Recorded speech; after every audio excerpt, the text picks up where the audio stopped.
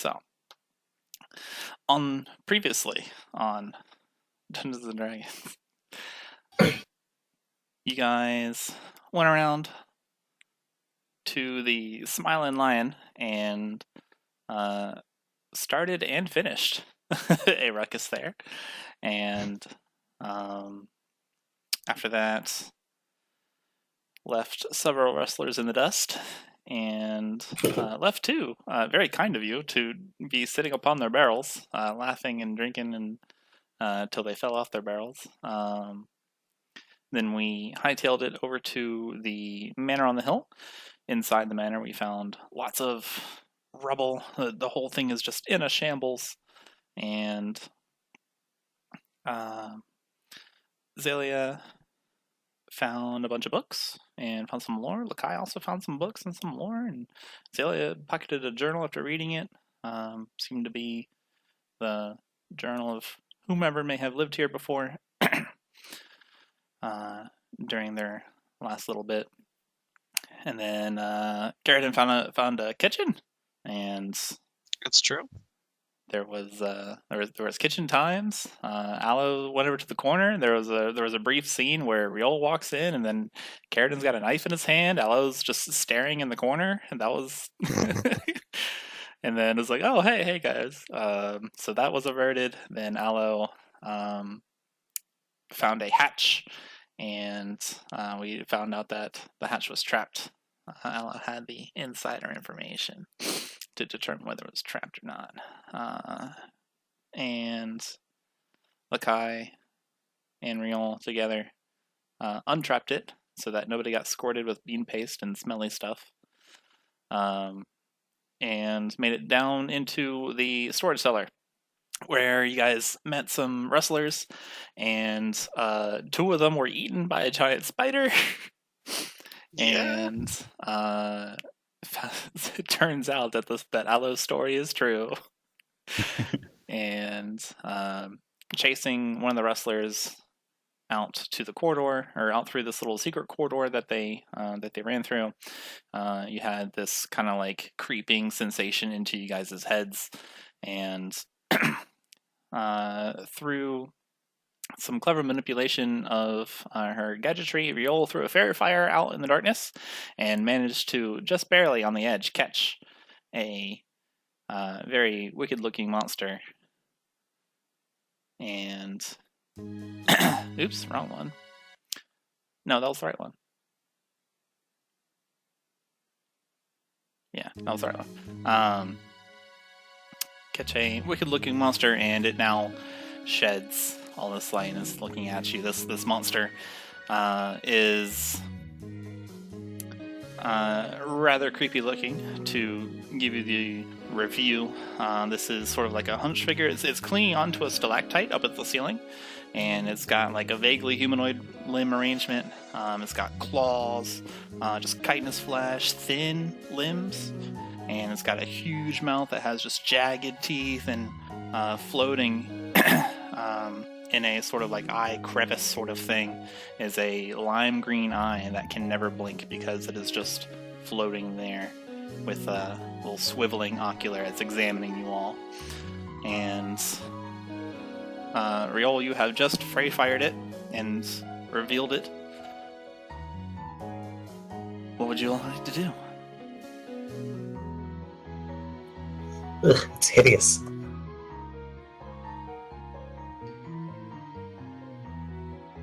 What even is it?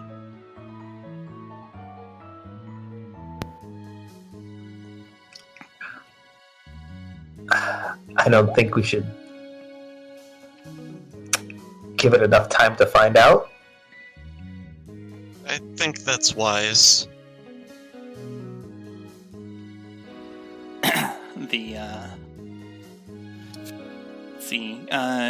Karydin in the back, I feel some whispers in your head. Leaves be asking, you can read. Give me your magic items. I can sense it on you. But it wants my magic items, I guess, but...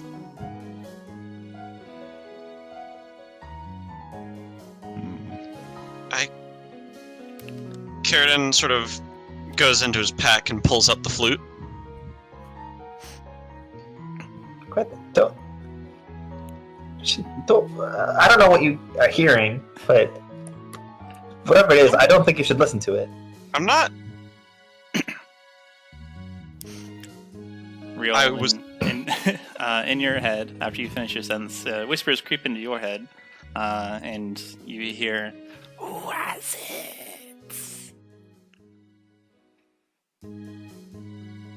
Oh, maybe it's not.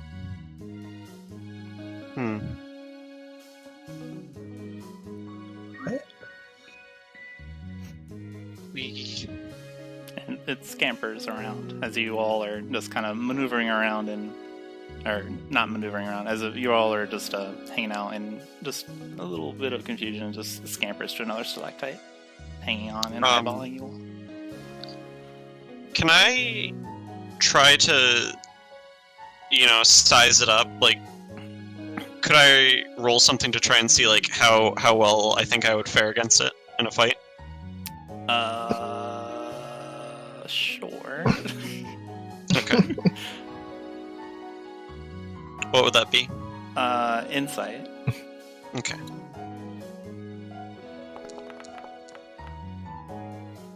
You've never seen anything like this before, you have no idea. Fair enough.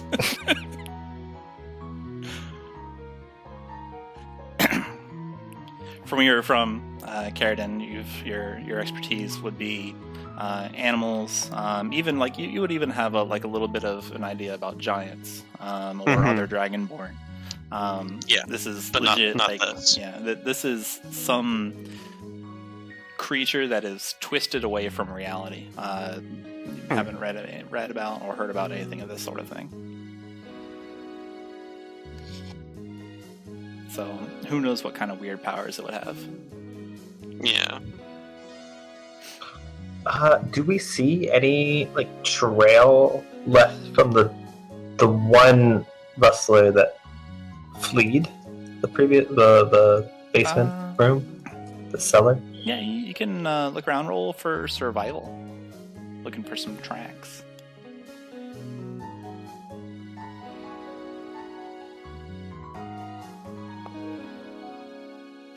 No. You're trying to look around, but this alien thing is too distracting. It's like right there. You're trying to avert your eyes, look around, but it keeps creeping into your head as you're trying to look around for tracks of the rustler that ran away. And give me a D20. Add +2 to it. No, sorry. What am I talking about? Give me a D20, subtract 1 from it. Oof. Okay. While you're looking around, you feel these kind of frigid claws seep up the back of your scalp, and it sits there for a moment and then dissipates, and you hear more whispers into your head. It's like, failure of emergence, cannot do anything. I guess kind of tightens up, clenches her fists at that, sort of freezes up.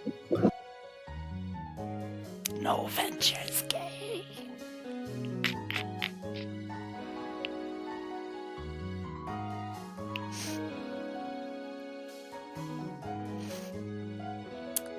Let's see. Additionally, Xalia, you hear a whisper in your head, and it says, I sense it.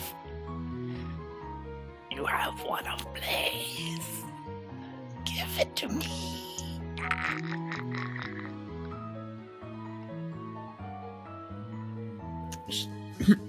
Given that I didn't understand that, she didn't understand that either.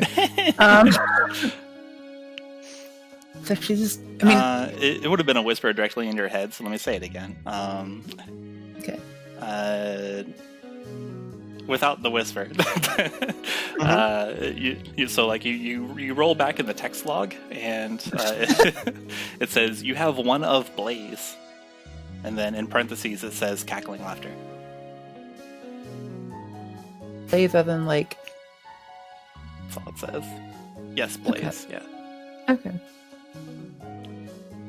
She doesn't understand, and she's still kind of off-put by the last whisper, so she's not going to do anything about that. Okay.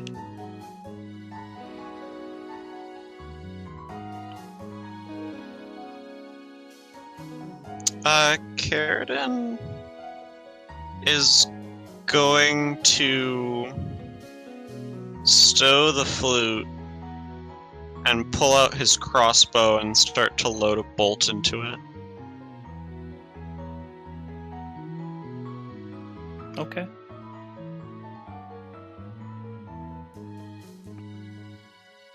Lekai, visibly shaken from the voice in his head, and says, I don't want to fight the thing. Well, we don't have to fight it yet, but I'd rather be ready than unprepared. In the event that something goes wrong. Oh wait, now I remember. Yeah. Sorry.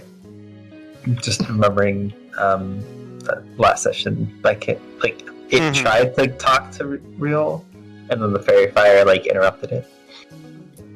Forgot that happened. Rhyol would say this is whatever this is definitely the thing talking to us. Agreed. Sending us messages. Yeah. I say we shut it up. Sounds good. Karydin takes some steps forward towards the bridge.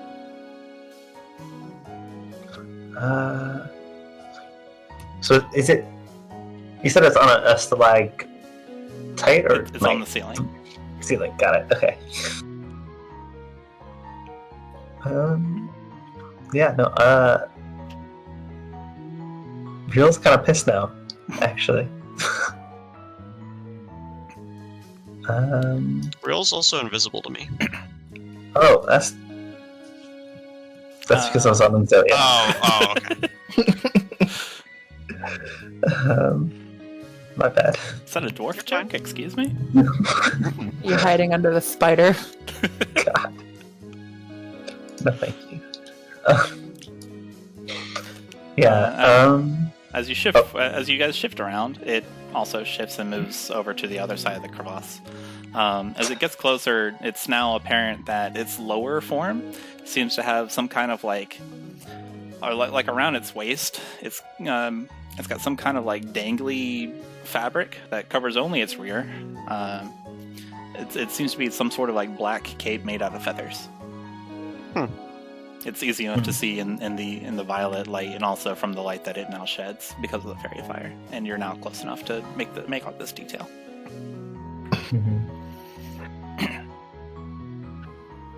I sort of ready my my harpoon launcher, aiming it at him. Okay. Just I sort of tell everyone else you better get ready because I don't want to spend another moment looking at this ugly thing. I'm with you. Xalia, in your head again, you hear another whisper.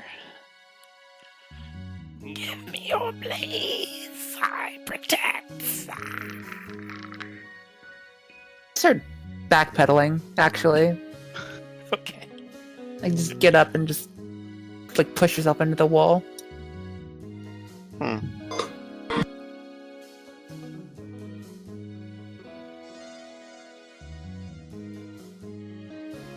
And actually into the corridor a little bit.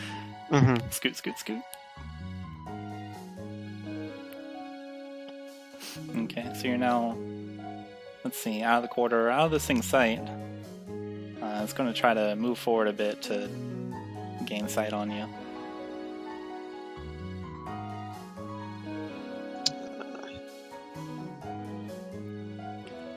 The rest of the party think- seems to be ignoring now. I think. Can I tell that it's like ignoring me?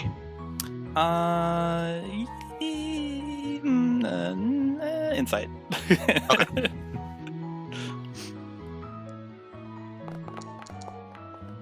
Oh, Yeah, that's fun. it seems to have like based from like what is happening around you and how this thing is responding. When Xalia moved away, it's also started moving. It seems to have its focused attention directly on not you. I'm gonna take a pot shot at it with a crossbow. Make Like- an attack roll Okay. with advantage because fairy With fire. advantage. Okay. But yeah, every attack, right? Every It's attack. gotta be- But no resources specified. Oh god. I think I could just say without resources. It's well. That's when I clicked attack. Here, let me come fix that. Yeah. Sorry. No, my apologies. Let's see here. So in details, resource consumption, ammunition, we're going to tell it to use crossbow bolt. Okay. There you go. Give it a shot. And advantage. Advantage certainly helped you out. Mm-hmm. Oh, yeah, the first roll was 17 anyway. Yeah, 20 definitely hits. Not very good damage, but that's Strong. fine. Okay. You surprise it, and yeah, it takes some damage. We're gonna have it, since it was so surprised at being shot. It makes weird noises in a language that you're not quite familiar with, and it staggers for a moment, but still manages to hang on the ceiling on a stalactite. Okay. It reacts poorly to this. Yeah. So let's all roll initiative. Mm-hmm. Hmm. Oh, let's go.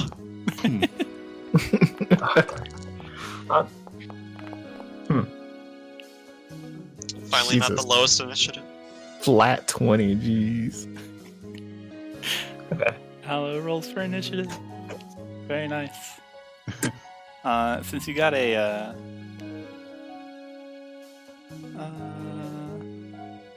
okay, so 21. All right, cool. All right. So I happen to have something just for this situation, in case. Oh. The eyeball monster thing, as you shoot it, turns its gaze towards you, and I need you to make a Constitution saving throw. Me or Yes, please. okay. Better be you.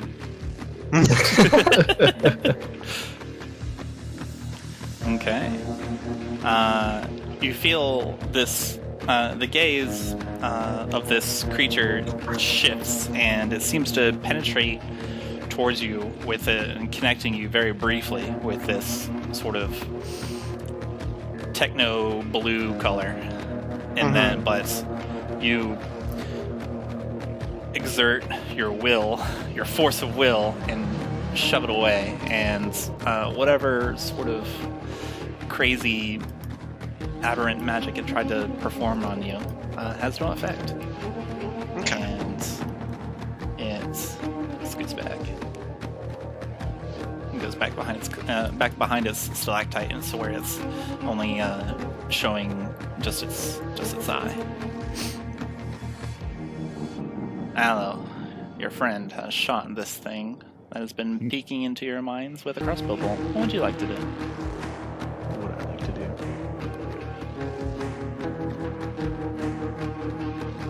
Aloe's gonna kind of creep up behind Rhyol. You're kind of quiet today. Like, Hello? volume-wise. Hello. Microphone? Is it still quiet? Yeah, you're like compared to Little everybody bit. else. Weird. Eat the mic. I pretty much always have Thomas at 200%. Same. It's fine. Continue. Okay. I'm gonna use this thing. Oh, this thing? What thing are we using? Guidance. Oh, we're guiding. Pat Rhyol on the shoulder. And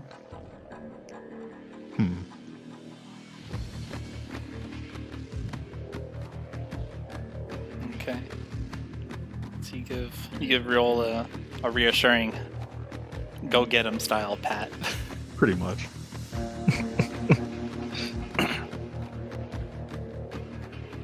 Then I'll back off. Okay. Does that complete your That's turn? my turn. Excellent. Rhyol, you feel like the next ability check that you choose to do will be guided by an excellent force. So, That was sure reassuring. so when I like, like, gives me the shoulder pat, I like look, turn my head, look back, give him a nod, turn back to the monster, full of confidence, and fire the harpoon. Okay. Wait, advantage. Is, I'll just roll again normal. It's 24 Oh, hits. oh yeah, because fairy fire. Mm-hmm. Isn't that guiding bolt now? Well, I don't have to do it yet. Guidance is on an ability check. An attack roll is not an Yeah. ability check. Mm-hmm. So no Yes. worries yet.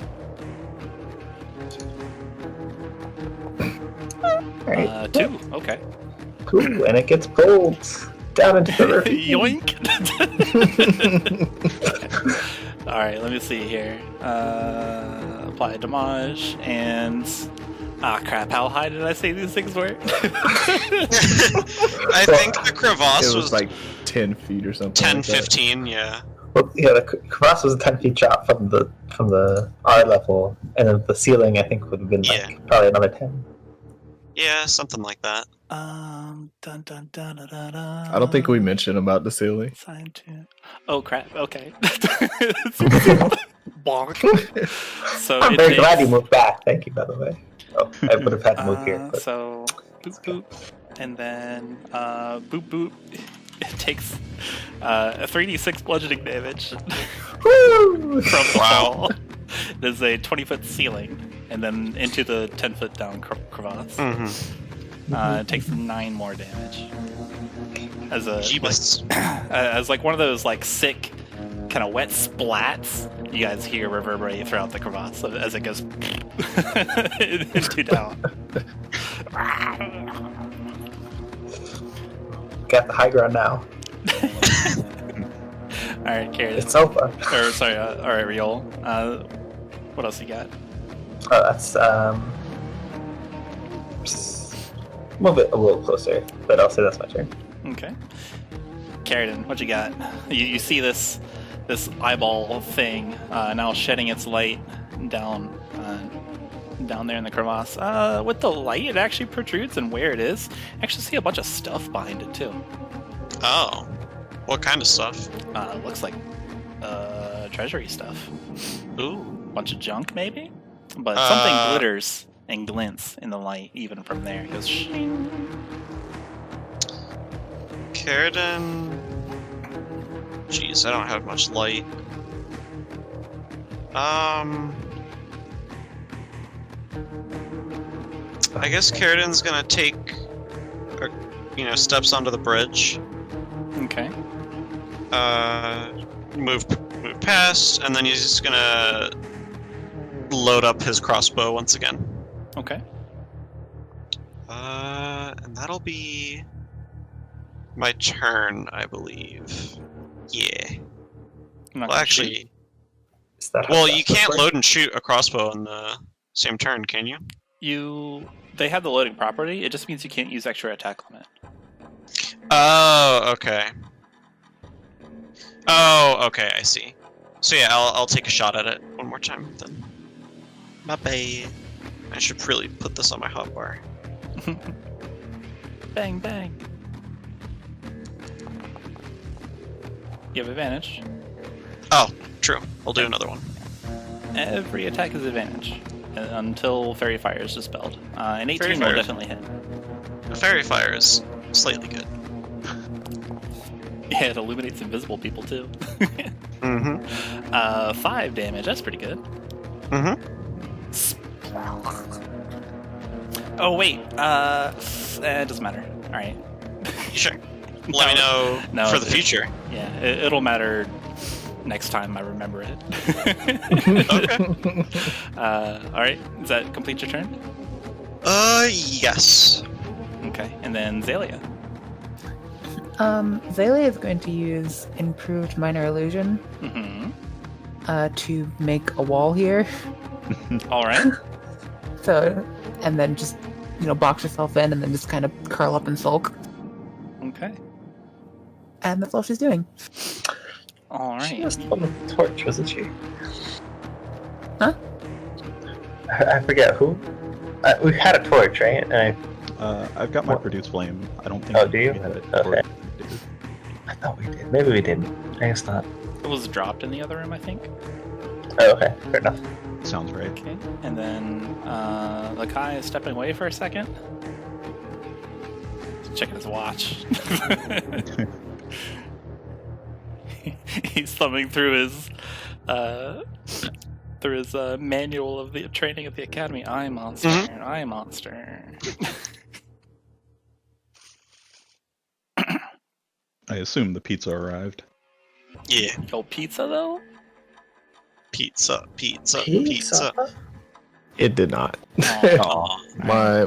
My niece started screaming, and I was like, "Did she hurt herself or something?" Is everything okay?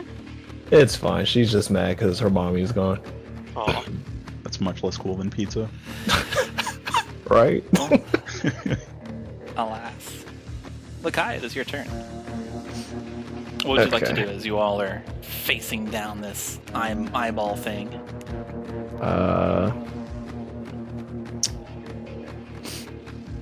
Lekai is still definitely rattled from the voice in his head, so he is going to take a step back and just be in defensive position.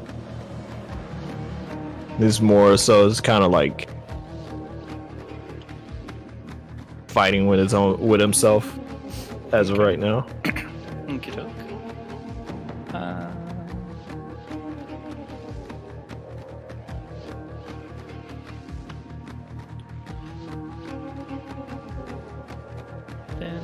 Okay.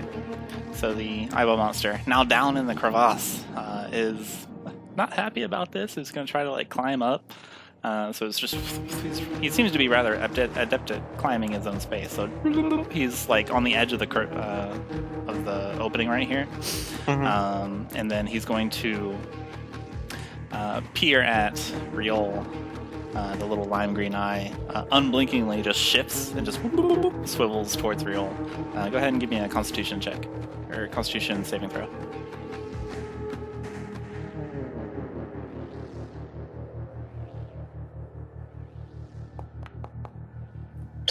Ooh. Okay. The gaze from this thing just it creates a little techno color blue, similar to the fire that Aloe's flame has turned, and for a moment it solidifies into an opaque, and then at that exact moment you take 9 necrotic damage, and the sensation is your skin goes cold and clammy, and it feels like it's peeling back a little bit. Your eyes sink back a little bit, and then you come back. Question. Okay. Yes. Is a saving throw not an ability check? No, it is. It is a saving throw. Ability checks are when you do skill checks. Okay. Saving throws have their own rules, where you can be proficient in certain things. Right. Could And I? that's its turn. Well, could I reaction? You can. To the absorb elements. Is that an element? It's necrotic damage. I think absorb elements does everything but radiant, poison, and necrotic.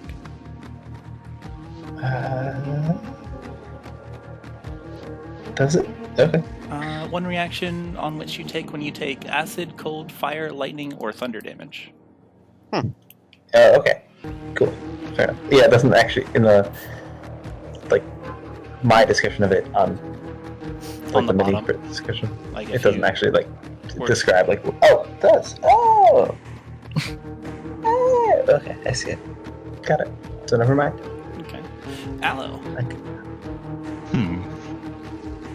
You do see this. It is a tangible thing, where Rhyol just suddenly has to take a gasp of air as it seeks her with its eye.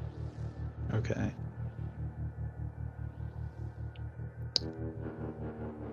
Aloe's gonna take a quick look behind him. Notice there's a wall there now. Do not pass. And just kind of poke at it a bit. Poke, poke. Finger goes right through. Okay. He's just making sure. The wall is now faint to you, and you see Xalia behind it.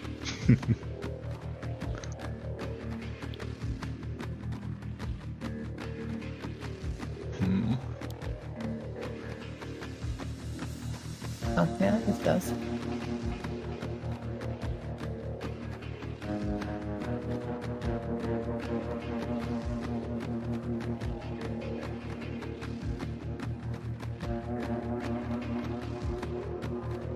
What you got, sir? I'm gonna take this flame I got and give it to the eyeball boy. Oh. How courteous. What a gift! Alright, go ahead. As you whip your little fire moat that's been providing light for the gang and yourself. A 13 unfortunately does not hit. Okay. Just it careens and curveballs past the eyeball dude and does not make connection to him. And then I'm gonna...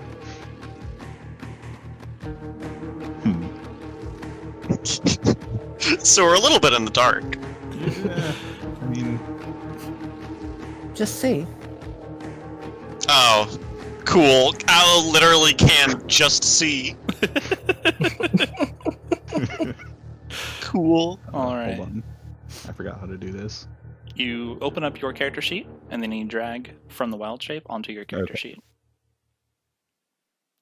So as you wing your produce flame forward, and then the eyeball monster looks around at it, past it, and then when it looks back towards you, it sees. It Still trying to sees. decide what it sees. Shape up. Let's see here. Aloe's form warbles and shifts. What? Sees None of us can see it this time, though. He's still powering up. Dragon Ball Z. Ah! Stop it, Goku! If you do this now, He sees a giant snow leopard. Just the huge tail elongates from the snow leopard, making up most of its mass, and a giant snow leopard now is on top of this. You're on top of the bridge, yeah? Yeah, Okay, and they're like, Karydin can't see you, by the way. okay. that's I fine. think the only can see is Rhyol. Also, Lekai. Yeah, Lekai and Rhyol can see. Yeah. Yeah. And then you burst into your snow leopard form right next to Lekai. I also need you to make a dexterity saving throw. Okay, fair.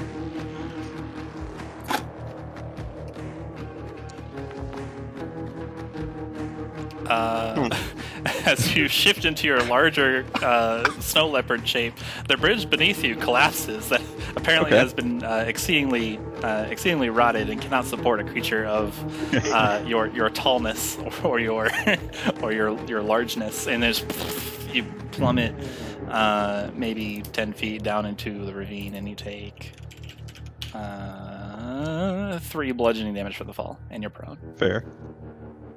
I was going to use the rest of my movement to try and jump down into the crevasse anyway. Okay. See, it's just optimizing. Speedrun strats. Saved himself an extra turn. Oh, now I can see him. Saved him an A press. Uh-huh. And then, alright, so use your movement to stand up. You have 15 feet of movement, I think. Wait, where were you? You were here? I was there, yeah. Okay, you can move 1 square. Okay. And you take... Pretty sure that's my turn. Okay, don't forget to mark the 3 damage. And then Rhyol, Alright. behind you, you hear like this swoosh sound as Aloe pops into a snow leopard. And then crash. Boom, boom, boom, boom. Just like a real cat. Just like a real cat. Shortly after this thing meets your gaze and like briefly emaciates you. What would you like to do?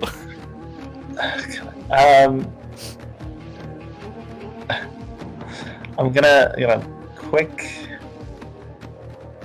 Oh. Okay. Do not place measured template. That's gonna do that. Oh, quick. Light a torch for my comrades. Nope. Okay. Torch are not available to use. Very cool. I have 9 of you. Torch is not available to use. Torch has no available uses. Try it Well- again. Game even says it. Okay. Are we gonna have a circle of flame? No, I'm taking off the measure template. Okay.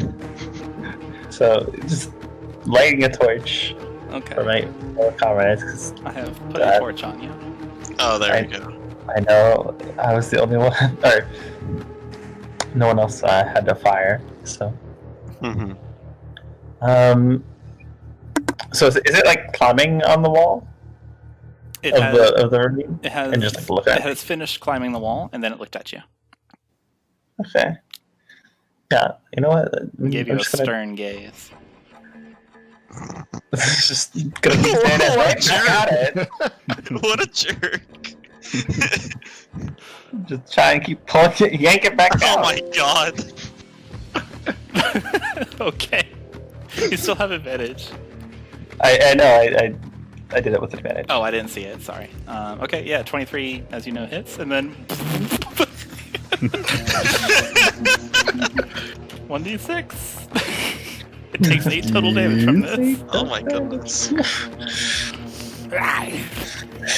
Aim for the eye, but that'll do. You yank it back down into the crevice. It splats back down. Look This over to thing isn't Aloe. having a good day. It's like it's all yours. It yells nastiness at you with its actual mouth, but it's not in a language that you understand, I believe. Nope, that's time. Karydin. Oh, and it is now prone.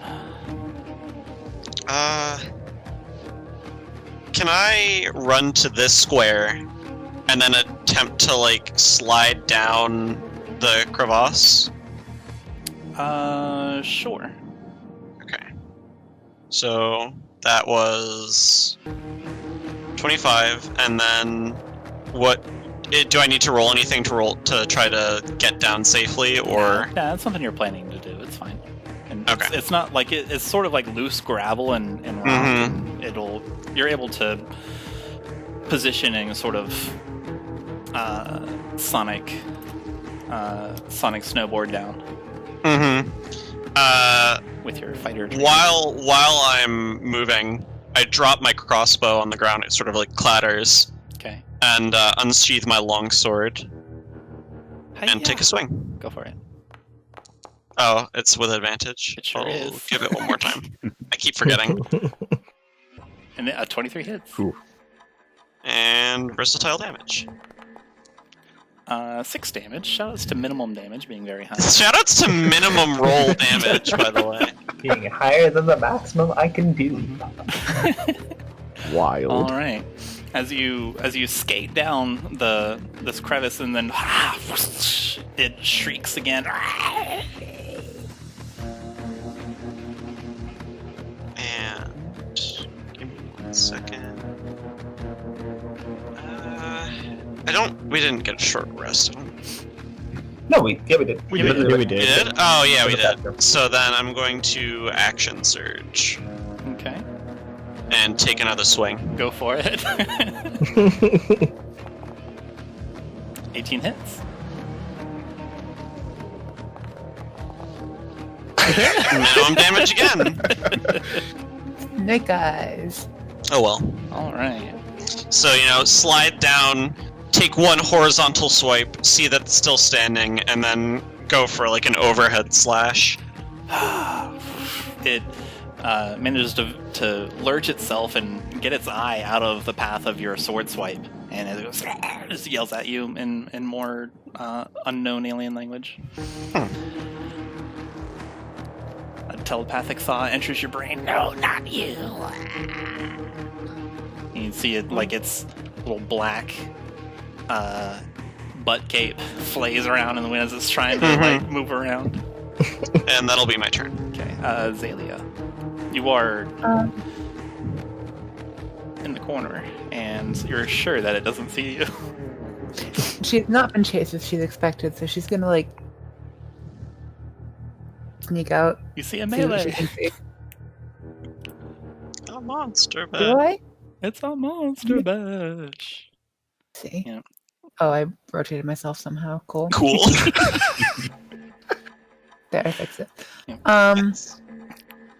And then I guess we're gonna try to chill touch that. Okay.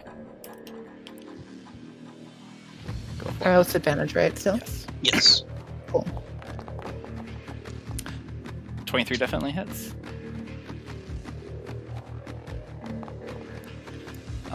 Dose damage. It's not getting those HP points back.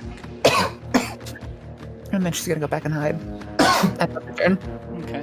Fair enough. So you grasp it with the chilling touch of your far-reaching ghostly hand, and it doesn't like it.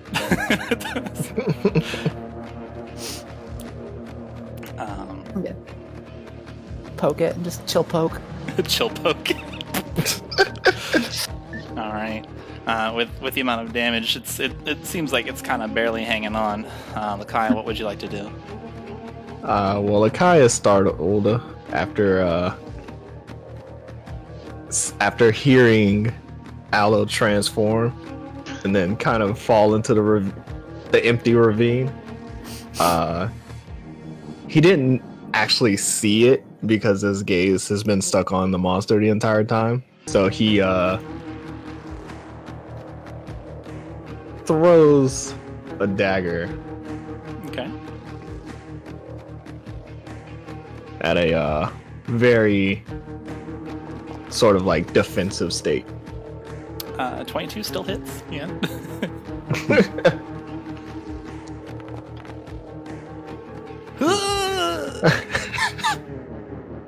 He high rolled it. Non-minimum damage. Whoa. I think that was max, actually. Mm-hmm. All right. So you take your dagger of returning, and then how do you want to slay the creature?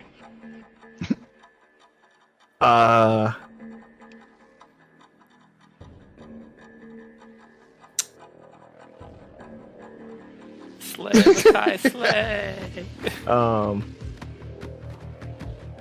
The dagger is whooshing through the air and it hits directly in the eye. Naturally. All right. So the dagger hits the eye, impacts it, and then yanks it out of whatever floating socket it was in, and then just clatters to the ground. And with the tinkering that Rhyol has applied to your dagger, it just zips back to your hand. The eye is remaining there on the ground, though.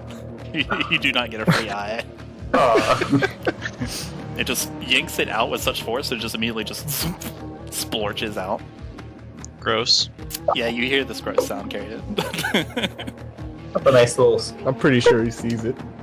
Yeah. Okay. Yeah, I wasn't watching, so a dagger just sprouts in the eye and then disappears immediately. Indeed. With that, the creature flails over. In all of you guys' minds, you hear, "No, must protect." It also makes the gurgling sound in your heads. Cool. You have slain the creature. Finally. Quiet. Karydin and Rhyol, with the position that you're in, and it's all illuminated now, you see a stack of stuff. Karydin, where you're at, you can see that the thing that was glinting in the firelight and in the fairy light is actually a blade. Oh. There is also a large kind of chest, like treasure chest-like, but chest. It is closed. And there's a couple things kind of strewn around it. Karydin's gonna sheath his longsword and walk up to the pile of goodies. Okay. And he's going to pick up the blade. Okay. The moment you touch the blade, you grasp its handle. You die. No, I'm just kidding. Where did Making a new character. Dang, Kaizo block. Dang, it got me again. The Kaizo invisible block. No. Okay. Upon taking the handle of the blade, a series of images surges into your mind's eye. You see a fiery-haired man cutting down foe after foe, each one dispersing into smoky dust. The focus shifts to show a winged crosspiece being handed to a new owner. You look up and you see a silver-haired half-elf. I give this to you, Silver Lake. My mind is... And then the half-elf says, I'll keep it safe, Alush. Get better. And then this series of visions ends as a piercing hawk cry jolts you back to your senses. Huh.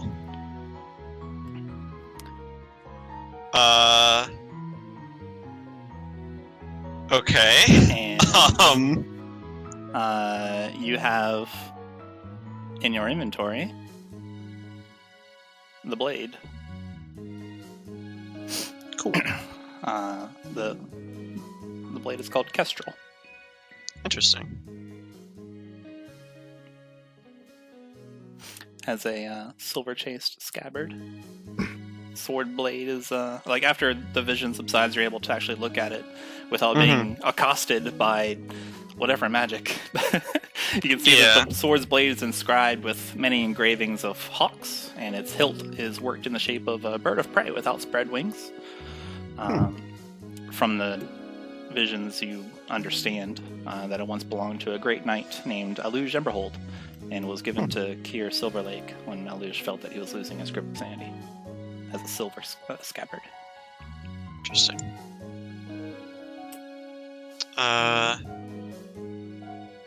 Well, first, during that vision, Karydin probably drops it in surprise. But he quickly, grabs it again. And, after examining it, sort of secures it to his gear in a position where he could make use of it.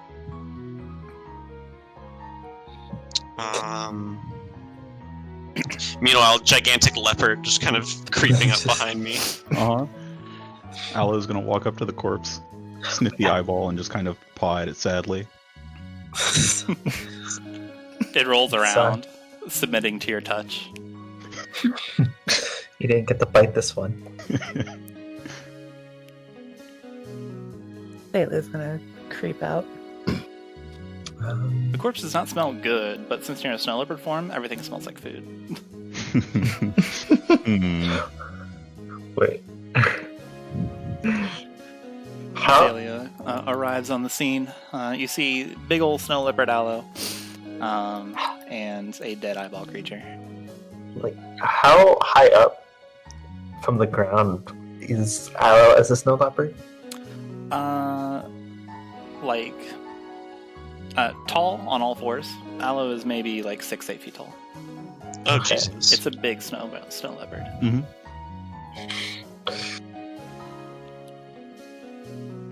10 feet long, counting the tail. Just.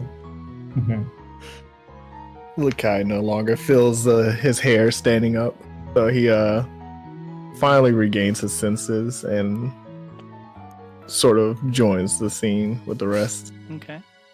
Everybody joining, and now I'm checking out the pile of stuff.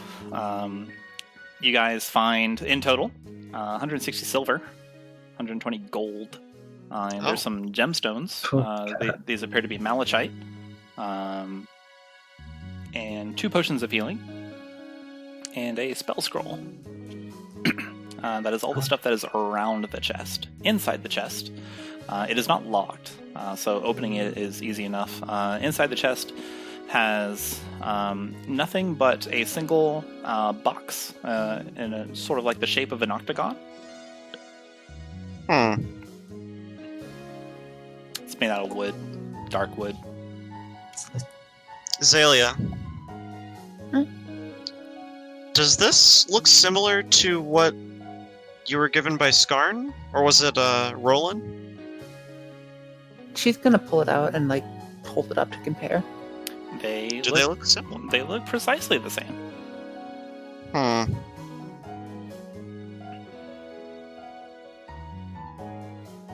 Both made of dark wood, octagon in shape. Ayla's gonna poke the new one. It is much less heavy than the one that you currently have. When you poke it, it kind of like when you're poking it against Karydin's grasp, it kind of falls open, and opening it reveals sort of like a pillowed purple, sort of like velvet inside, and there is an indentation showing where something once was, or where something would go there.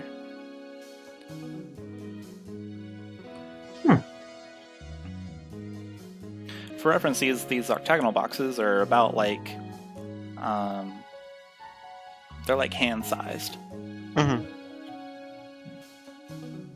So these must be related, right?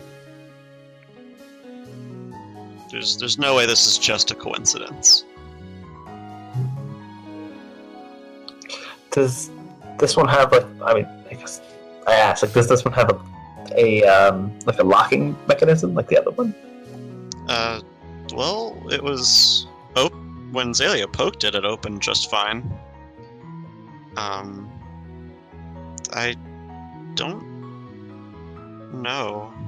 I mean, Karydin sort of shuts it and opens it a couple times. Boom, boom, boom, boom. Yeah, that. Yeah, it just goes. Yeah, Nothing much. It opens easily with each close. It doesn't stick or anything. It seems like it's just flat against itself. Comparing it with the other one doesn't have like an external lock or anything. It seems to be something is holding it shut. Oh, okay. Aloe's just kind of clambering around the cave while all this is going on. Aloe prowling around. You see another bridge. It's true. And this one appears to be similarly rotted, but slightly better construction. Maybe it'll hold you. Maybe it won't. What if I tried jumping over the bridge? Oh. You're a leopard. Acrobatics. Let's see. You can make that without a roll in your current form. Nice. So, as you're prowling around, you see several corridors, several hallways made of stone, worked stone, as if they were constructed, of course. You have found 2 so far, and then you see light pouring in from the north, where there is a lit brazier, and you see many crates and barrels filled with stuffs, and the smell wafts into your nose, and you smell foodstuffs. There's also, coming from this area, a weird smell of decay. But it also smells like food because you're a cat. But it also smells like food because you're a cat. Can I try to smell that decay a little harder? Perception check.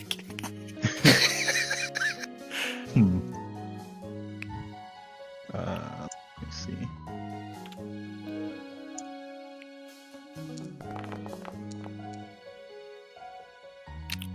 Let's see. With 16, yeah. So you can tell that it's not. It's a partner smell. It's not coming from this room. It's coming to the room from another section. Okay. I guess I would yell down cave to Aloe. Do you see any sign of anyone down here? Like any hostages? The decay is definitely dead dudes. Like it's dead human that you can smell. Okay. Do Aloe's dead gonna... human and Tabaxi smell different? Maybe, you don't know, Rhyol. I've got very keen smell. Yeah, no, that's what I'm asking. Aloe's just gonna kind of make a sad growl.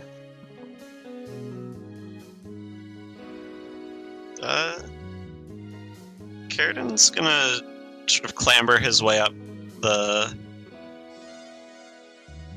crevasse and make his way towards the last area, like the direction that he last saw Aloe in, Okay. which was this way. Yep. And over the bridge. Okay. You can sense that there's a snow leopard right across the other side of the bridge. But, whoa, there. Oh yeah, I'm the one with the fire. You get a face full of fluff. Nice. I go hand the torch off to Karydin. And I accept it. Okay. But I do want to sort of look in whatever this hallway is. Okay. So Rhyol, go ahead and look down this hallway. It's a hallway. It seems to come to an end, and then it has two exits. Does not have two exits. I was thinking about the hallway at the other end. It goes to the right, immediately corners. You are now, walking ahead away from the group, you are now in a sort of like anteroom where before you are three doors. One directly to your right, one directly to your left, and one across the hall. And then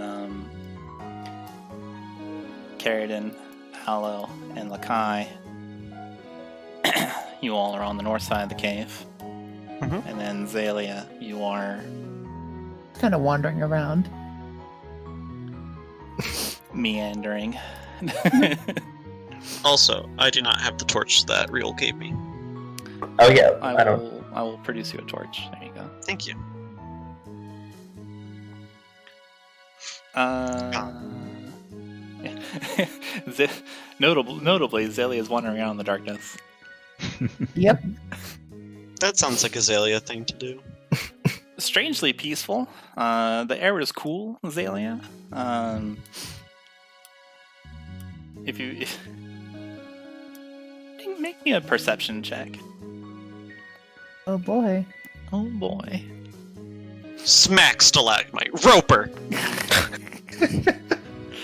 Okay. It's definitely cool around here. The air is still and cold. The walls are chill to the touch, just using them as guidance to move around. Fortunately, you don't trip over anything. But the only sounds on the air are the growls of Aloe and the conversation of Karydin and Lekai, and you can faintly hear your companion Rhyol tapping around on the stonework. She's gonna go towards the real sounds. Okay. Making your way down the corridor, there's a flight of stairs, easy enough to navigate once you realize that it's there because you're going slow using the wall as a guide.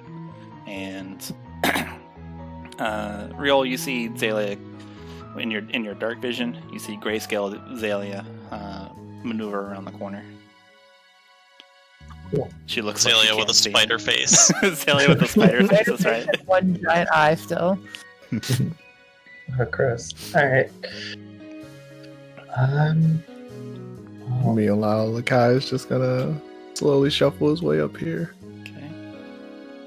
Aloe's gonna take a quick look at Karydin and motion towards the north. Do you want me to head up there? You hear a reaffirming purr. Okay. He sort of like sidles. He figures out how to get by and then heads over. Okay. So you all go into this storage area with the light. Lekai, do you see the door to your right? Yes. Okay, I was just making sure that the icon showed and I didn't accidentally cover it up. So Lekai and Karydin, you feel like the snow leopard behind you, and you are in a particular room. It's true. There are, let's see here. Let me find my notes real quick.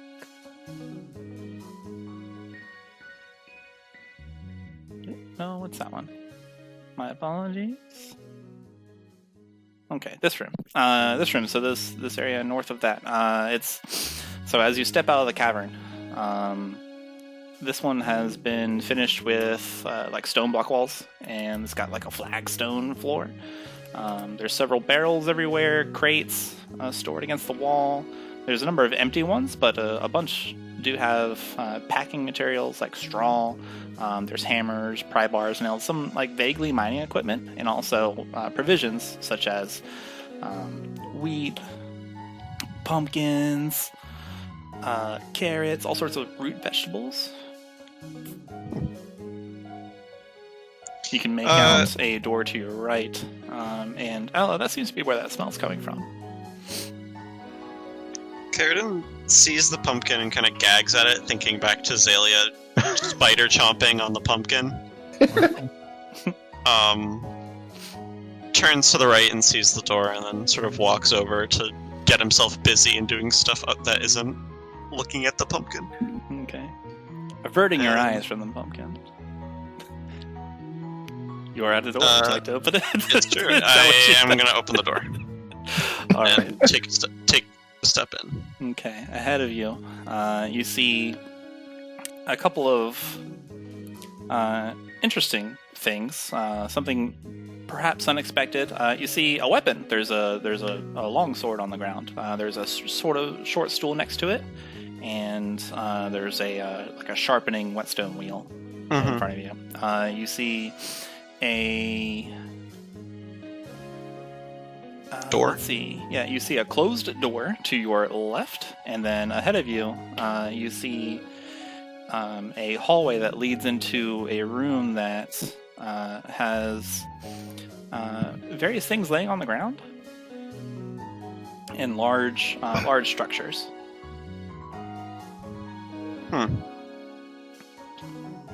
Lekai notices that Aloe can't fit through the small hallway. Poor guy. Through the door, like a cat trying to get somewhere he shouldn't be.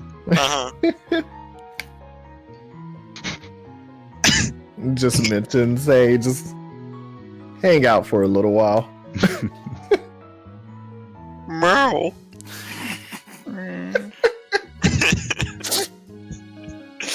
You know those videos of someone that like puts their phone at the bottom of like a small can and like a treat for a cat on their phone? And the cat's just like poking its head in and pawing at it, trying to get the treat. Meanwhile, does he and eyes like they do the cat like please let me in. The camera shifts to Rhyol and Xalia. So I'm gonna put on the wrestler cloak that I have, because I know there's still one wrestler somewhere here. Okay. So I guess I don't know if they're dumb. And open this door. Okay. You try to jiggle the handle. Or And can I try to- it is locked. You hear, upon making this noise and determining that it's locked, you hear from the inside, "Occupied." Especially if you're a spider, all got occupied. In that It's gonna case, make spider noises. Spider noises. Make an intimidation check with advantage. wait, what kind of door is it? Like, what kind of handle? It's a lever handle. Intimidation with advantage, okay? Oh man. I don't know what spider doesn't like. She just goes. Yeah.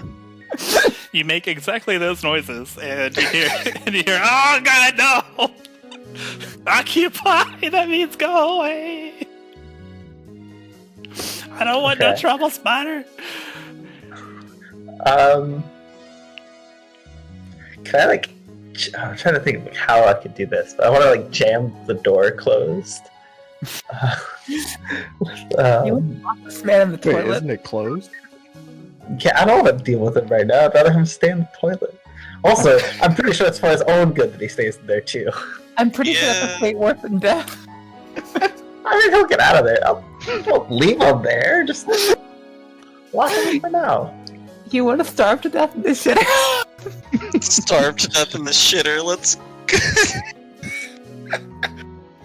How would I go about doing this in a way A fate worse than death. that makes sense and also? Let me see if I can help you. You've got a hammer and some pitons. You could Yeah, can I just jam yeah. hammer a piton into the side where it prevents the door handle from going.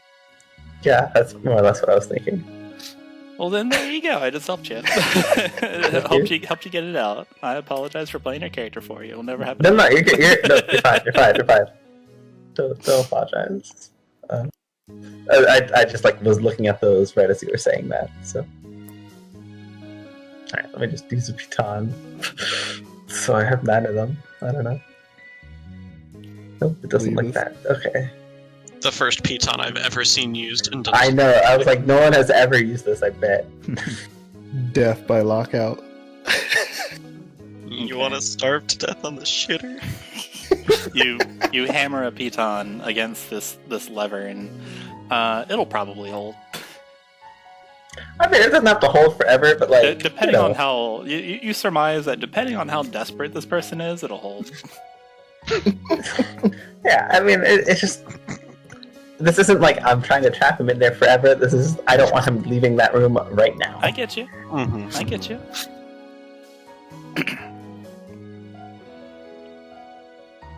But he will be starving to death on the shitter. You have properly secured this door. Behind you is another door, and then you have another door. Taylor's gonna open this door. Okay, go to jiggle handle. It's locked.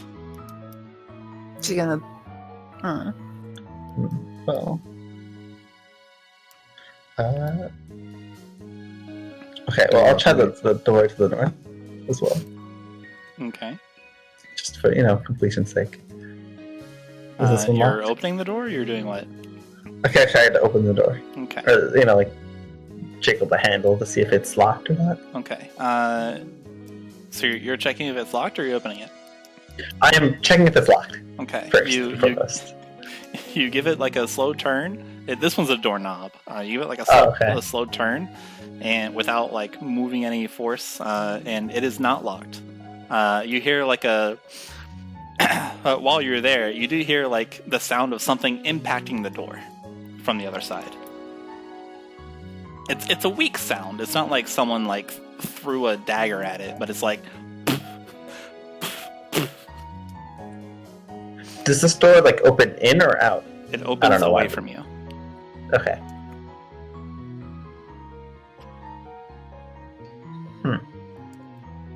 That's odd.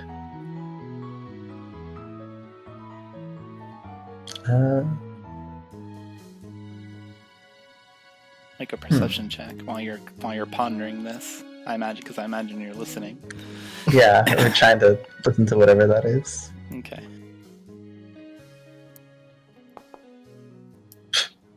Okay. you hear some muffled some muffled noises, but it's difficult to make out what kind of noises they are. And then there's the impacts that you hear upon the door. They seem to come in waves, and there's more than one. It's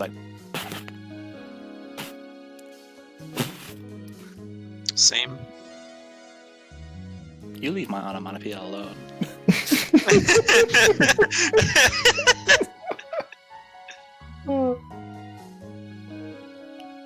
Meanwhile, while this is happening, Lekai mentions to Karydin, he's like, mind letting me see what's in the room?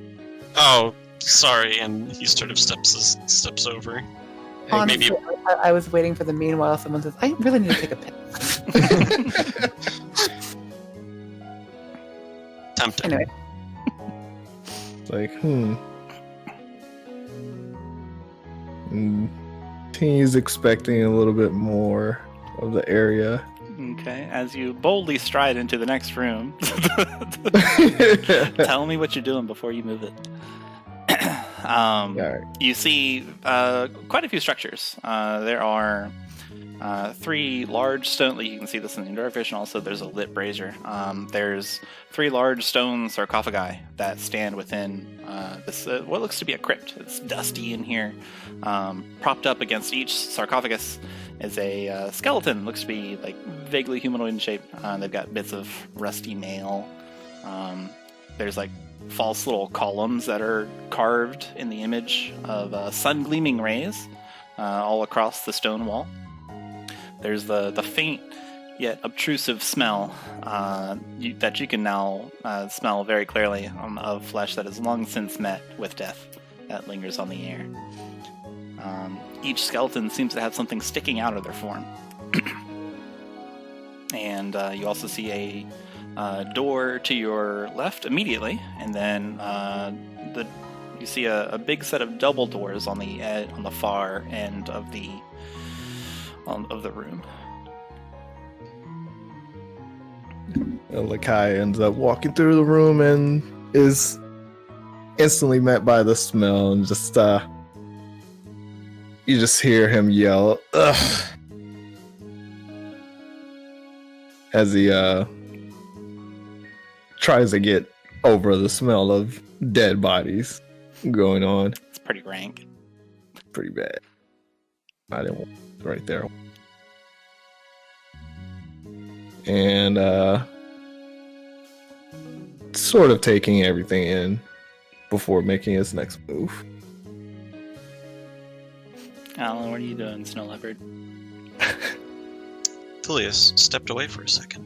Oh, did he? He did. Okay. He's, In that case, he's still pawing at the door. It's true. Karydin, you hear this almost retch from the other side of the room as you stand next to the stool and the door. Aloe is still just hanging out by the door. Okay. He's listening intently. Karydin's gonna open this door. Okay. In here, you see racks of... Wait, do you? I have the torch. Oh, you do have the torch. Okay. Swoop. Let's get you that. You see racks of weapons that are lining the walls of this chamber. There's spears, swords, crossbows, bolts. There's a dozen like dirty red cloaks that are hanging from hooks by the door. There's appears to be an armory. So pretty much cast a gaze. There's whatever weapon you would probably be looking for, it's here. There's axes, there's swords, daggers. Karydin's gonna grab like 10 crossbow bolts. Okay, add 10 crossbow bolts to your inventory. Okay. Easy enough to find. They're not in like just a pile of crossbow bolts. There's maybe like 2 that you siphon from. Yeah. Quantity 227. Fancily enough, there's even like a crossbow bolt case that you open and you find more bolts in. You pick from there, and like there's a crossbow bolt case available for you. Wild. After that, he's gonna step back out and step into the room with Lekai. You also are My met sense with of this, smell. with this gross smell. My sense of smell is not as good. So maybe not like hit as hard, but Yeah. it's still not fun. It's absolutely there. Yeah. You definitely smell it. And it is, like, it smells awful. Like, there's no buts about it. Something's dead. Okay. It's destroying me. Karydin sort of, like, covers his nose and walks through to this door. Okay. This door is wooden, has two, like, metal reinforcing things on the top and bottom. It's got a doorknob. And then sort of looks back to Lekai and says, I'm gonna open this one. You want to get out of here? Lekai moves behind him and says, please. Open this door. As you open the door, camera shifts back to Rhyol and Xalia. Yeah. I think I back away from that door and notice. I guess I would have noticed that Xalia couldn't open this one. Takes out my thieves' tools, and tries to unlock it. Okay. Give me a Thieves' Tools check. To pick the lock. Is that like a thing? Okay. Mhm. Well, the thing is, to pick a lock, it's varies. Well, I yeah, that's guess- what the check is for. Okay, yeah, fair enough. Sorry, it tickled me. A 20 will do it. So you take out your Thieves' Tools, and through the various jobs, Rhyol, that you've been on and the various gigs that you've lined up, you know a thing or two about using these things for a variety of things, including their unintended purposes. And with your knowledge, just you position the tumblers and knock them all away, and you hear the satisfying chink of unlocking a door. Right. This one I just opened. Oh, there you go. You can open it now. Okay. So you open the door. This room, you look in, and Xalia, you see this too. This room is illuminated by a calming azure color. It is from a duo lit braziers in the far corners. Flanking each room, in the middle of each stone wall, is a regal-looking statue. To your right seems to be a wooden storage chest of some kind, and straight ahead is an altar, where sitting raised upon a burnished wooden stand appears to be a bladed weapon. Okay. On the ground is a nice little Sword? stripy rug, alternating colors of some sort of like gray and tannish. Decent decor, but you know. A little tacky for my taste. No. Xalia's gonna squeeze past Raikel and go Let you poke the through, sword. yeah. Okay. In poking the sword, let's see. You can use anything. You can use investigation, arcana, or perception. Your choice. Unless you meant actually poking the sword. Oh no, I meant literally actually poking the sword, but Poking the sword like this. Let's see. You're using arcana. Okay. Let's see. You poke and investigate it. You're like kind of getting eye level with it as you're poking it, because that's what Xalia does. And this weapon, as you're checking it out, it seems to be that it's actually a replica of a sword, and is not itself fit for battle. Checking it out, like the edges are dull, the material's too light, and it yields easily to your poke. And the material is also kind of foreign for a weapon. The weapon itself is single-edged, and it's sculpted like a longsword with an irregular blade that kind of wanes inward and then waxes outward towards the tip. And it's got like a fake pyrite plating on it. The crosspiece that forms the handguard is shaped such that it gives off the idea of budding flames. And the grip is wrapped in blue leather. Let's see, you rolled Arcana, so you get to know also that this is a fabrication of a certain legendary weapon. You've learned a bit in your studies of wizardry, and you have learned from a legend of the area that it was wielded by a storied knight long ago to vanquish a king of evil. And she's gonna take the sword and start swinging it around in the air. At empty air. Real Xalia. It is. You cut a dashing figure while you're wielding this bladed weapon. Just Dashing figure at the fucking free eye spider. Uh-huh. Who says spiders can't be dashing? True. Good. I was a dashing spider 1 session ago. It's true. You were definitely dashing across the room and eating someone. in your inventory is replica. Cool. I chuckle. Say, Karydin has some competition. As I go and open this chest. Okay. Let's see. This chest is not locked, so yeah, you open it easily enough. In the storage chest are several tablets that have strange markings on them. Each tablet is like a dark gray and is peculiarly cone-shaped, and they're wondrously inscribed with a language whose alphabet faintly pulses. What languages do you know?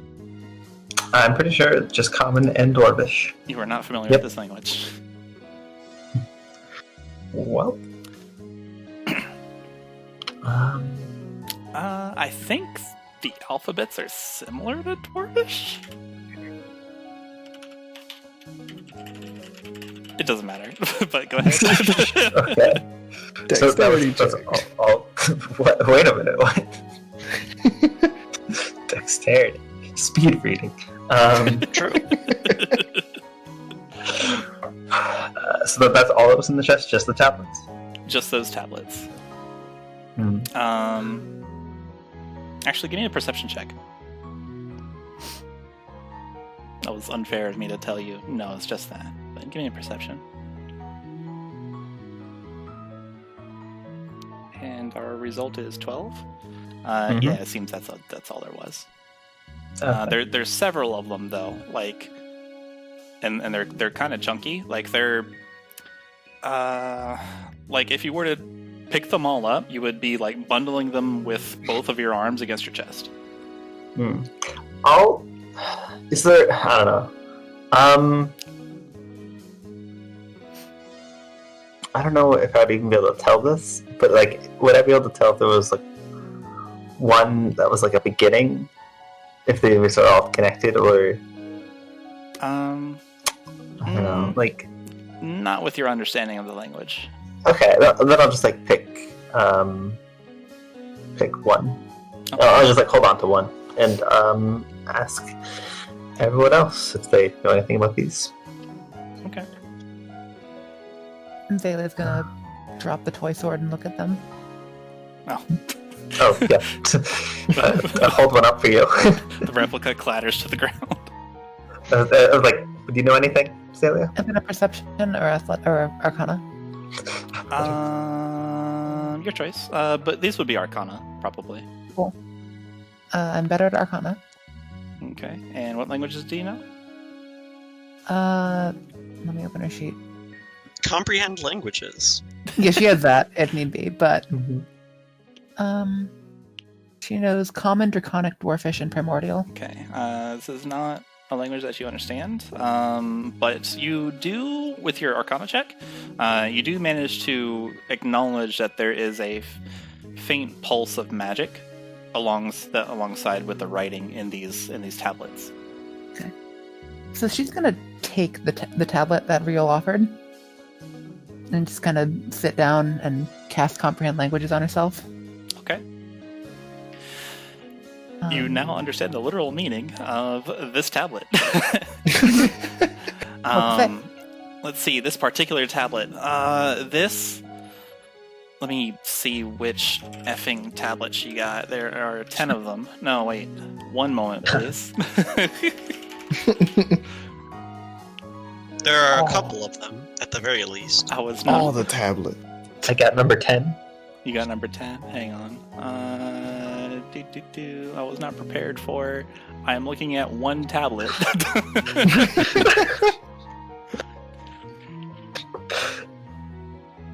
There are 6.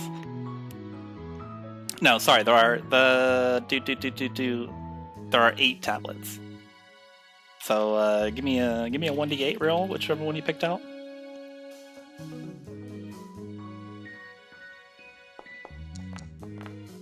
guess number 4. Okay. This one seems to be going over how someone named the Storm King was able to employ the magic of the hills that bestowed a particular resilience, and using this rune of the hills, he was able to repel any incoming blow, and it tells the tale of battling a giant a giant beast made from this shambling poison, and also using this magic he invoked it and was able to be completely resistant to that creature's attacks. So it's just telling the tale of how this Storm King, through a particular journey that isn't described on this tablet, was able to employ this particular magic. Okay. Xalia's skin turns purple. Starts flopping off. Awesome. I guess Rhyol sort of noticing that Xalia was like, I guess, I don't know how you, I don't know, spider eyes, you can't really follow that, but like looking at it intently, sort of says like, there's 7 others in this chest. She's gonna, if you can understand them, excitedly, I'm gonna not even stand up. She's gonna scrabble over on all fours to the chest and start reading. All yours. Okay. Xalia, now able to read these, you understand that the language is giant, and these... there it is. These are all runic tablets, and they overall tell the tale of the king of the storm giants as he assisted the Ember Knight, and each tablet chronicles how each rune of power that the Storm King employed during the journey warded off various evils of someone named the Wraith King. There's a beginning tablet where it details how the King of the Storm Giants met the Ember Knight and how they agreed to help each other, and goes over the details of how the evil of this Wraith King was. And then each one goes over the powers of each runic ability of the giants that the Storm King was able to employ in a particular scenario that he was able to employ it in. There's one about invoking the magic of the clouds, fire, frost, hill, as you have already read, stone, and the storm, and also just in general a giant's might. I wonder which player this room was for. It's for everybody. What do you mean? Yeah. Alright, so she's gonna have read the story and put them down. Karydin sneezes. Anything interesting? She's gonna nod. Okay, oh, I guess everything's kind of interesting to you, huh? There's no mouse in that, although that was like a very, just like... Jovial. Yeah. Just like almost like amazed, kind of like, wow, you enjoy life. Good for you. Yeah, alright. There's nothing else in this room? It was just like the chest and the replica? I mean... Something I forgot to turn on with the lights, but yeah. Doesn't matter. Yeah, there's the cool statues, the replica, which is now on the ground, the storage chest. Get back up. The storage chest and those runic tablets. Mm-hmm.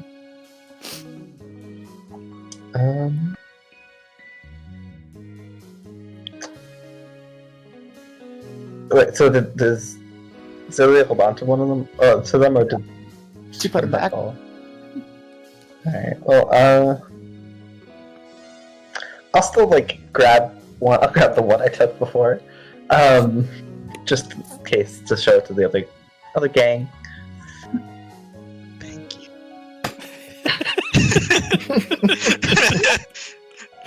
Alright, speaking of the other gang, what do you guys do, another gang? Well, we just opened the door. Okay, you did just open the door. Gonna step in. Lekai is intently following, trying to get away from the terrible smell. Okay, well, I have some bad news for you, Lekai. Oh no! Opening this door, you have found the source of this awful smell. This long room is partitioned into 3 areas with iron bars that wall off the south and the east. It positively reeks of decay and rot. Something's dead in here. There's filthy straw that line the floors of each cell. There's the hinged doors that are secured by chains and padlocks. To the east, your eyes are drawn by a smearing of blood toward a large pile that goes up to your chest in height, just longer than the bed of the assorted cloth and blood-stained detritus.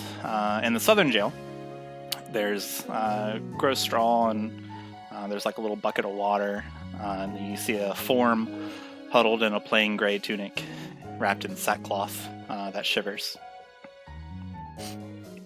In the current room that you're standing in, there's a table. There's some playing cards on it. There's a knocked over stool. Perception check. Any keys on the table? Let me give you that. Sure. There is a single key on the table. How fortunate. Yeah, Karydin swipes it. Yoink. And is going to walk up to this jail cell and sort of tap on the bars, making noise. Not too loud, but enough to get the attention of the person. The person jolts and it's just a lurch of motion, and then they kind of meekly peer up at you. You see the visage of an orange cat, an orange Tabaxi. Do they look similar to one Cherry that I know? They've got some sackcloth draped around them in a hood. It's difficult to tell, but it's pretty orange. Aloe's gonna notice the smell gets more intense, and also notice that his friends haven't returned yet. So he's gonna be a bird again and start walking down this hall. Okay. You ever just be a bird?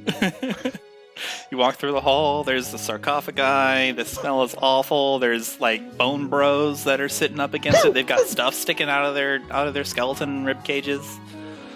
They've got rusty mail on. You see a Lekai standing in. Gag a bit.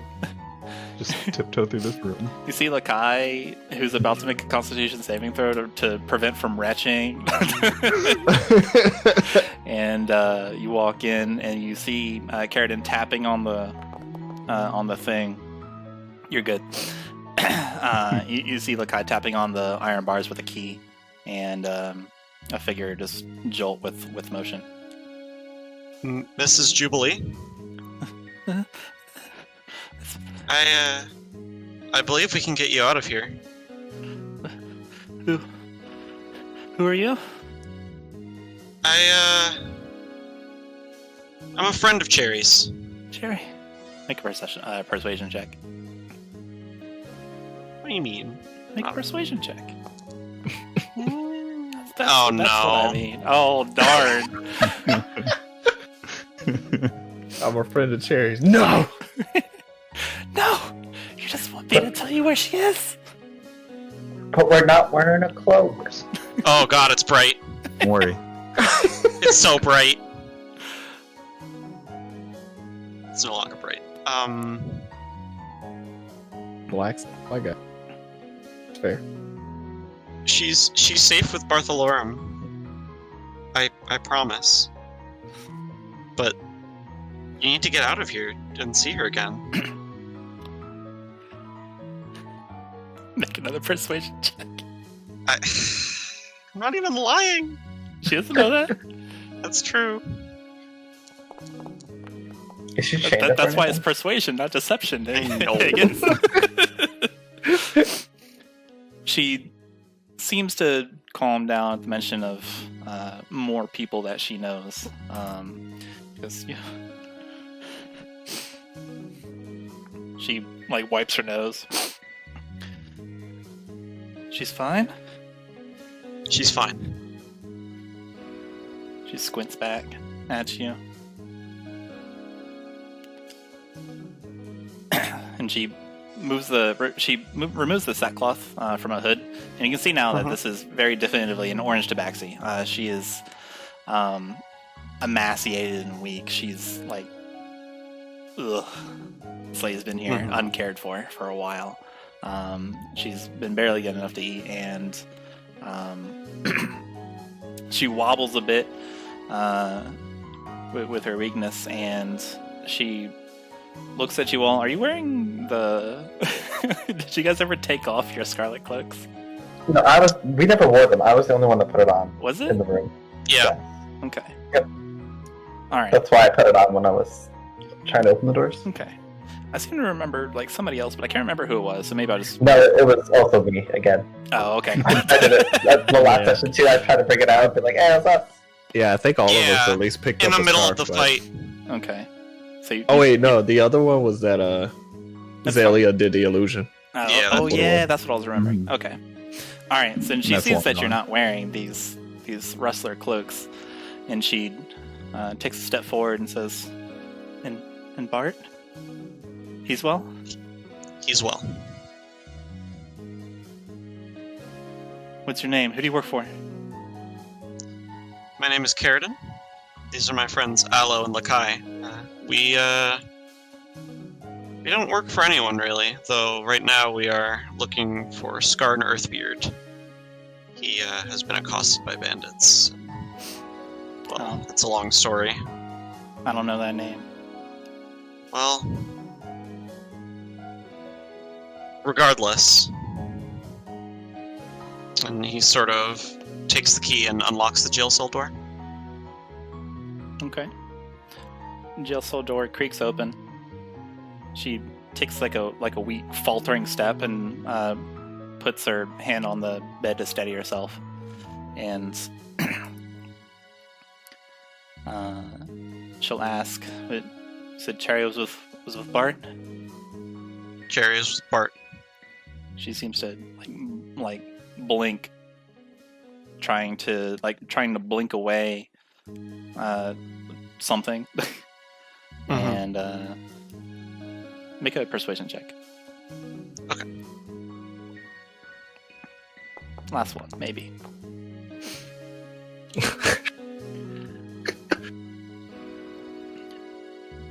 She looks around, looks at the other two. Oh. I do thank you for opening the door. You'll forgive me that I don't just trust strangers coming in saying that they're here to help after what I've been through. I'll find my own way out. Okay. At least, let me give you this, and I'm going to give her some of my rations. Okay. You can just, Like one thing of rations. okay, you can just deduct it. Okay. She reaches out her hand just tentatively, cautiously, Mm-hmm. and then swipes it quickly from your hand, and then just wolfs it down. Okay. And then I sort of slowly back up, making sure you're not moving too suddenly. She's watching you the entire time. Yeah. And then Eyeballs. turn to or not turn, but I sort of back up to the door and say we may want to reconvene with the others and see how they're doing. Anything to get out of this area. Aloe? Just a moment, Mrs. Jubilee. Mm-hmm. Do you have any clue who they were keeping in this other cage? She seems to think for a moment. And then make a persuasion check, Aloe. Will do.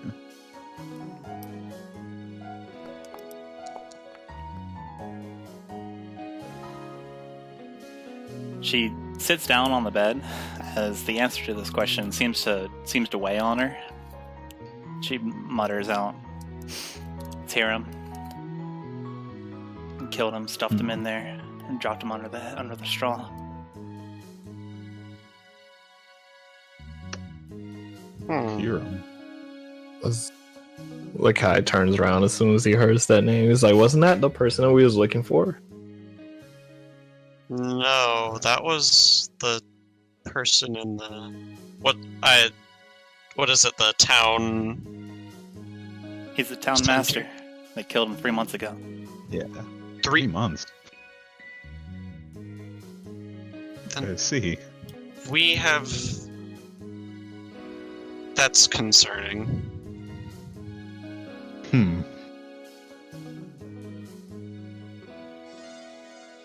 See, this town hasn't recovered from its own issues.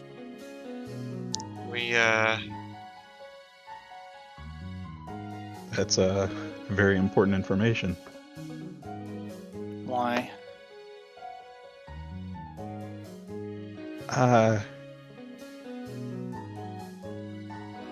If you see Hiram back in town, stay away. She does like this weird thing with her eyes, like she's confused. Like she makes like that what face? Like what? We met someone who called himself Hiram. But obviously he is an imposter. I don't know. We don't know much more than that. She wipes her mouth of getting all the like crumbs of rations off of it. My daughter. Does she still have her satchel? Her satchel. I told her. I'm sorry. I don't remember. I don't believe any of us have seen a satchel on her. I don't recall. Well, all right. I'll come with you. You don't seem bad. And she gets up and sort of like kind of blinks away, more confusion, and stumbles a bit towards the door and looks around. Okay. Did you fight your way here? Yes. Though not too much of a struggle. We should be fine on the way out. All right. And I don't believe that many of the wrestlers are left. No. Yeah. The ones we've encountered either will not remember us or won't be talking of the fight we've had. All right. She seems to be getting her wherewithal back up, even after just that much of a meager meal, and seems like this lady is rather hardy. She looks at you all and says, "Call me Mint." Okay, Mint. You got it. We're gonna meet up with the rest of our group, and then we'll see you out of here, and to your daughter. All right. She looks over at the pile of straw with the blood leading towards it. She sighs. "Oh, Hiram, I'm so sorry." And she follows you out. Okay. And Karydin begins walking towards the main cavern. Okay. When you lead her out into the room with all the sarcophagi, she like starts a moment and gasps, and she makes a note to say, "Don't take anything. Don't touch them. If you touch them, they activate." They activate? They're enchanted. The Greys did it. Okay. Thank you. And Karydin sort of cautiously goes through the rest of the room. Okay. Lekai notices Aloe's moving towards the double doors. Did you guys already check this out? We did not. Mint closes the door because it effing smells bad. Mm-hmm. Lekai mentions to Karydin, "Why don't you take Mint out, and Lekai or Aloe and I will check this last door. Sounds good to me. Stay safe. Will do. And then Mint sort steps of- forward. She says, that door leads out. There's a side passage. Goes up the manor. Oh, I see. perfect. We'll Here, Well, that's I can use that door. I know my way around. okay. that's the case. Then should reconvene with our friends before we head out this door. Yes. And Mint, you sure you'll be safe? The rustlers won't give you any trouble if they see you?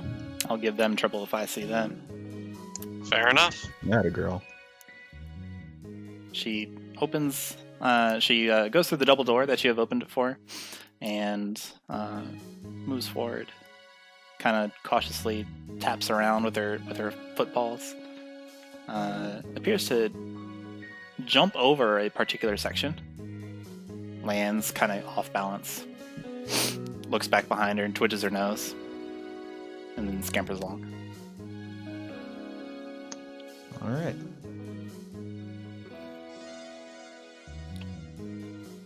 Now that that's taken care of, We have Let's some go good news for find- the others.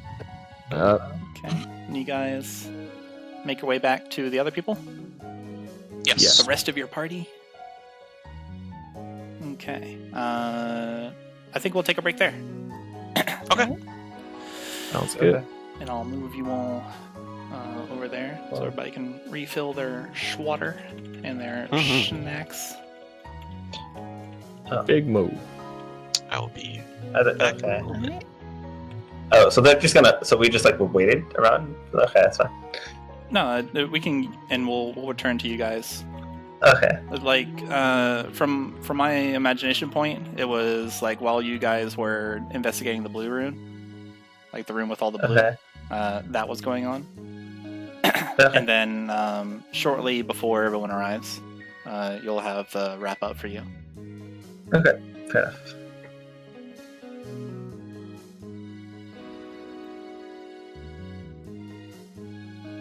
Yeah, I should get water. Agua, the lifeblood. Water, the source of all life. Definitely pretty good. Oh, I forgot the pause. Oh well.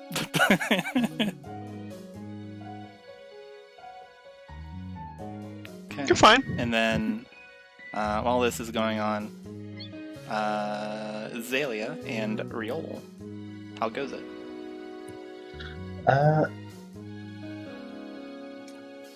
I say to Xalia,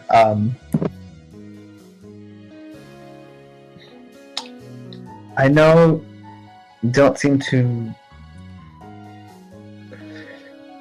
be much for combat, but I want you to have my back right now, just because no one else is here. Okay? Zayla's gonna touch Ariel's back. Sure. As I go, I take that as meaning yes, and so I go up to the door. You say it kind of like the hitting, whatever is like hitting the door, is sort of like a rhythm, like a pattern. Yes. Well, Okay, so- sorry, not a pattern. It's just it's a random amount at a random time. Is what I'm trying to say. Oh, okay. That's annoying. What I mean by that is, alright, I'm just gonna try and like wait until I hear, like after like a last impact on the door. I'm gonna have like harpoon launcher ready, and like after I hear like one of those series of they're not like bangs, right? But like bangs on the door. Yeah, they're like I'm gonna try and. they're like flaps, like throwing something Sure. very light at a door. Oh, okay. Well, either way, I'm gonna wait for until like I can kind of guess like there's not gonna be another one because it hit. There's a small gap. Whatever. I'm waiting for one to hit, and then I'm gonna open the door, like kick down the door. Okay. That's exactly how I'm doing that. So, whoosh, and you kick down the door. As soon as you do, I need you to make a dexterity saving throw. I'm specifically trying to avoid this. Don't worry. Your plan has had an effect.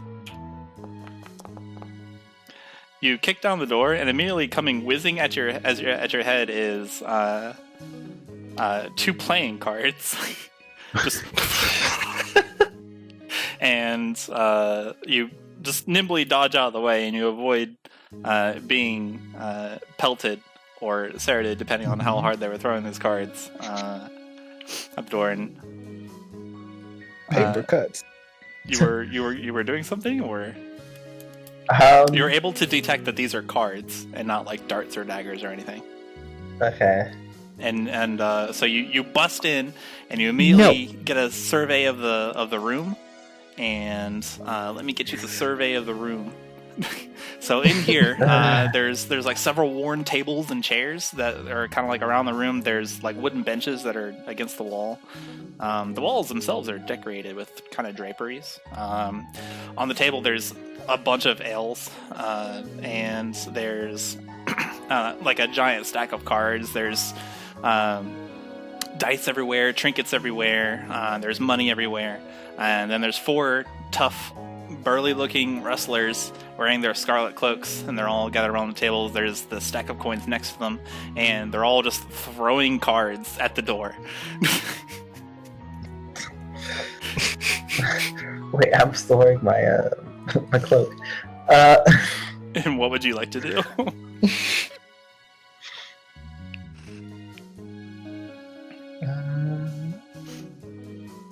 Actually, you know what? Okay. Hey, watch where you're throwing those things. I sort of yell to them. Okay. They're like, you should have watched where you're going. They're throwing, and instead of throwing them at the door, they're throwing the playing cards at the wall now. Like, so they're just throwing the cards at the wall. It's a very strange thing. Are they even like bouncing back? Like, Nope. they're just piling up. So there's just like a pile of cards in front of me. Yes, there is a pile of cards in front of you. Cool. Yeah, look who's available. They just have an endless set of cards. That's crazy. There is an Iron Man stack of cards on the table.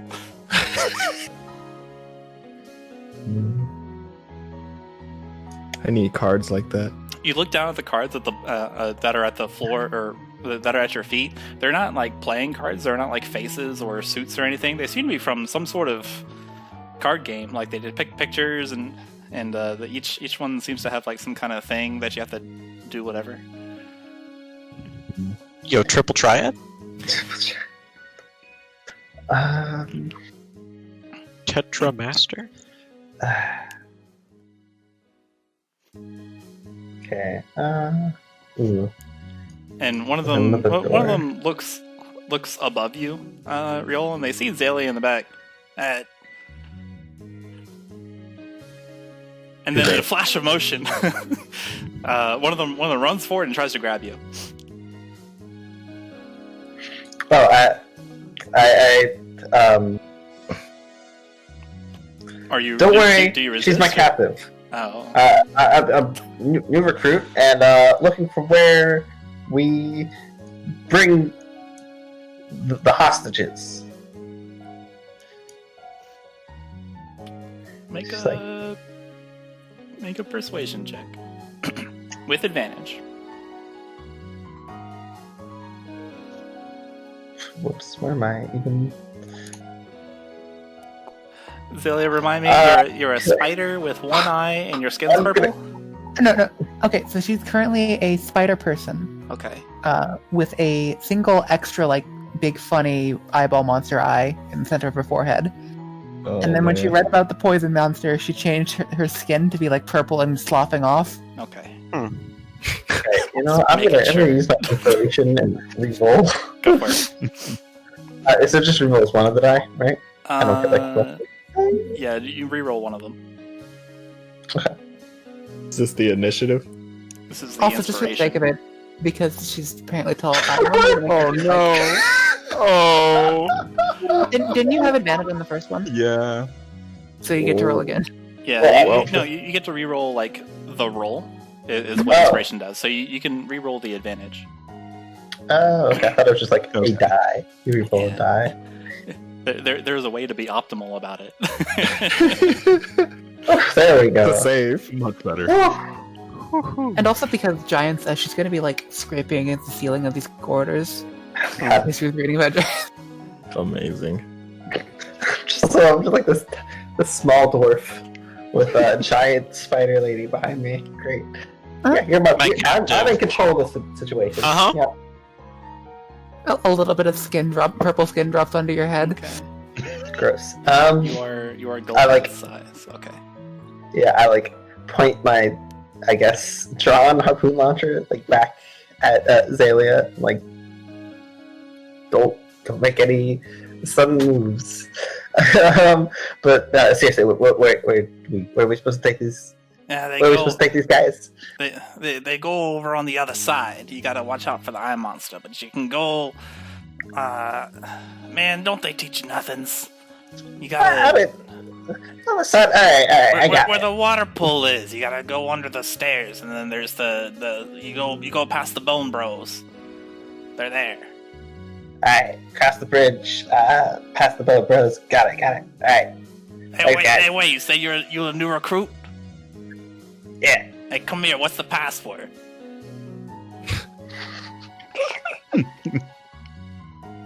Alright, you know what? I'm like, I don't got time for this. I'll just close the door. That seems like a wrestler. That feels pretty wrestler, right? Yeah. Amazing. Alright, I was like, let's just go the other way. You hear laughter and like a far away, you passed! Xalia's going to minor illusion another door right behind the first door. Oh my god. Alright, actually, I'm gonna, oh no, this was a doorknob. I can't do that. Alright, never mind. I was gonna be like, jam that door as well. Okay. And then you also hear like the resume of the card striking the door. Thwap. Thwap. What? And I was like, alright, let's Perhaps around this time, go back. the group is you see the group beginning to head down this corridor. Oh, hello. Oh, hi, Mike. Hey. We met Mrs. Jubilee. So you found her. Yes, and she's on her way out. There's an exit there too. Yes. Wow, much more impressive. The side What? only had more rustlers and these weird tablets that show you guys the tablets, or the one I have, Mhm. number 4 of 6. She produces. Xalia seemed to like it. Around. Xalia thought it was neat, but I can't read it. Karydin That's initially doesn't expect to be able to read them, so he lets everyone else like see first. any idea what language? Let's see. Aloe, what languages do you know? I think you have an exotic language. I have a few. Got Aarakocran, Aran, Common, Druidic, and Knoll. Oh, okay. That's a collection. Regrettably, Lekai and Aloe, you do not know this language. But yeah, the tablets are gray, vaguely cone-shaped. The runes seem to pulse with some sort of a light. On seeing the light, Karydin's interest is piqued and he comes over and takes a look. This isn't giant.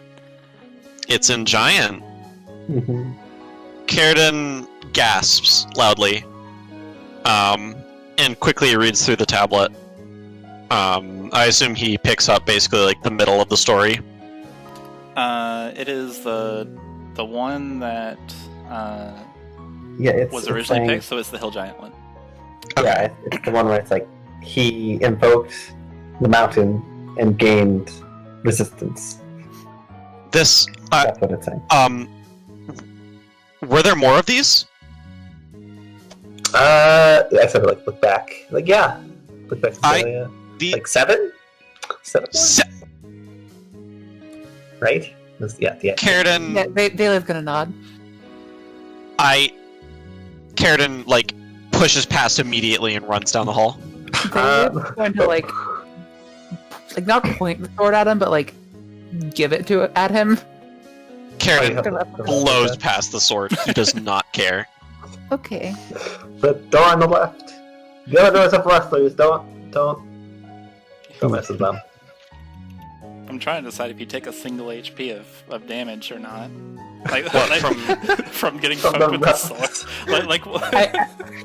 Like when you get poked in the gums by a broken potato chip or something. No, you're fine. It hurts a bit because you're pushing past the sword that she's pointing at you. But it doesn't harm you. And then pushes open the door on the left, or the door on the left was open already, and runs in. And yeah, you see this just blue really room. looking around. You see this blue room. There's some excellent statues. There's an altar that looks like it was holding something. There's lovely blue lights and a storage chest to your right.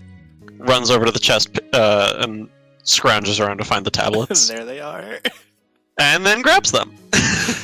All right, you have Lekai. You have 7 tablets in your arms. Okay. Lekai just casually mentions, it's like you peeked this entrance over there. I will add to loot So? 7 tablets. 8 tablets. Oh, 8, yeah. You have 8 giant tablets, but not 8 giant tablets.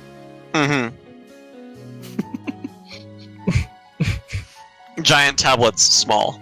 All right, what are you guys doing? Well, unless y'all, sorry.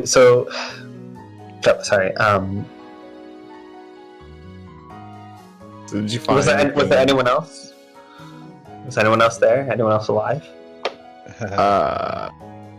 Not alive. And that means Hiram was dead.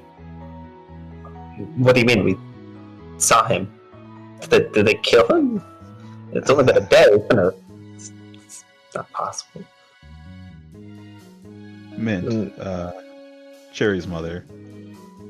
She told us he died 3 months ago. Yeah. So when everything else happened, huh? Yeah. Then who? Make a quick history check, real. Wait, was it not 3 months ago that pretty much everything else happened? Am I crazy? Yeah, your character would know this. That's why I tried to interject. That's good enough. Quote: everything else happened 2 months ago. Okay. Oh, okay. So this is before even. This is before Skarn left. Before the rustlers even started being like that. Wait. As Rhyol tears through her journal. Wait. What? Hold on.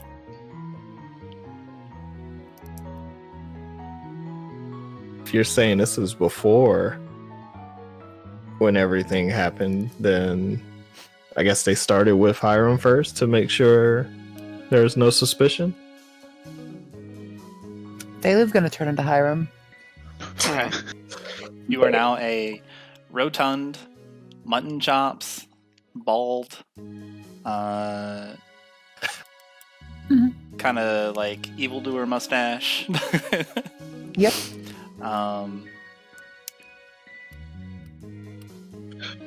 Amazing. You have successfully turned into Hiram.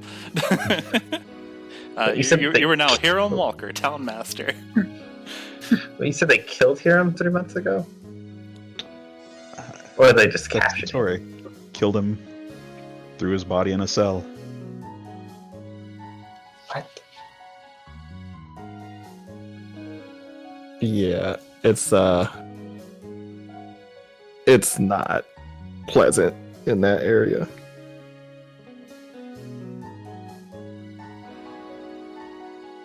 Did I don't remember, and I definitely didn't write this down. But did Bartholomew ever say when Cherry's mom got kidnapped? Like, how long ago that was? I don't recall. Okay. It was early, but I don't think he mentioned anything about that. Well, I'm just trying to get my timeline straight. I mean, reasonably, it would have been more than 3 months ago.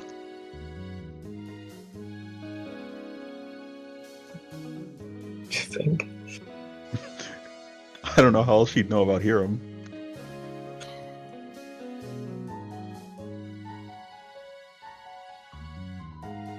Hey, is Karydin alright in there? Or I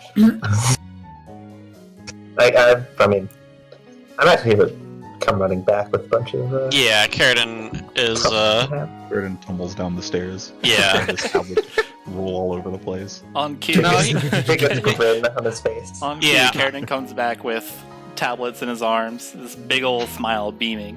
Yeah, he is like practically jumping up and down. Hiram's there, by the way.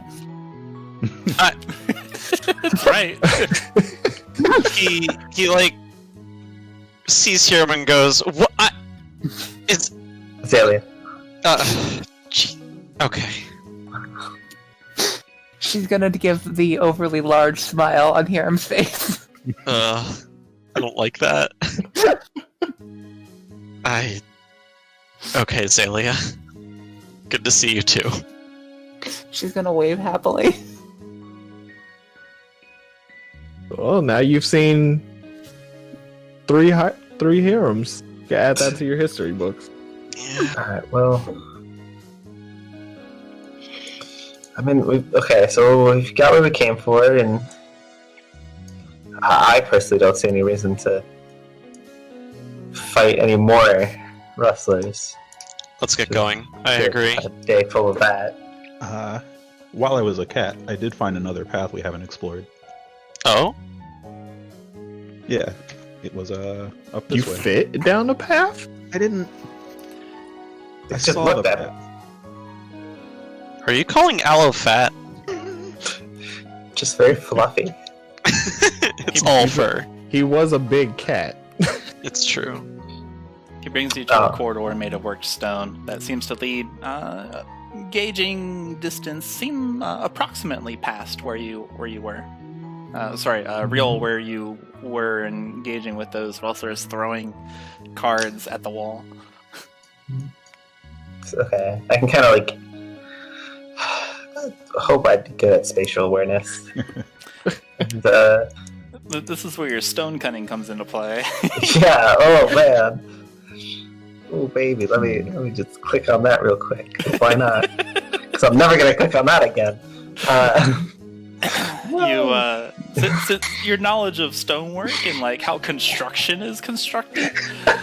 By golly, you are now past where you originally were. That as you walk down this corridor and you turn to the left, you see a door that could open. That's where those dudes were. Yeah, don't go in here. There's like four guys in there. Let's best not to. There's no need for any more further violence. Xalia is walking towards the door as Hiram. Oh, Xalia. Lekai, make a perception check, please.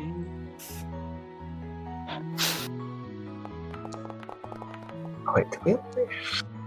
Okay.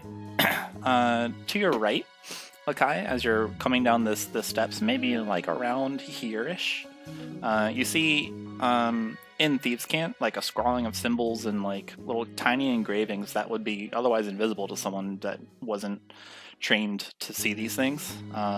You make it out, and Lekai, it says, "Please help me escape." And as Xalia like saunters as Hiram Walker As Hiram. towards the door with the rustlers in it. Xalia, wait. There's something on the walls here. I still have comprehend languages up, so I can read it. Yeah. Yep, it is a written language, so you also acknowledge this. Wait, is Thieves' Cant like? These can't are many things. Okay, yes. What I mean is, comprehend languages gives her the literal meaning. Is Thieves' Cant like written? Oh, is it some kind of like Shaka as the walls fell thing? Yeah. Yes and no. Because I think for this particular situation of Thieves' Cant, it is just a collection of symbols. Okay. Which mean a very direct thing. Okay. This is a very specific message taught through Thieves' Cant, where it says this one thing is just symbols that you kind of like put on a wall somewhere. Okay. And it equates to help, but yeah, please help me escape.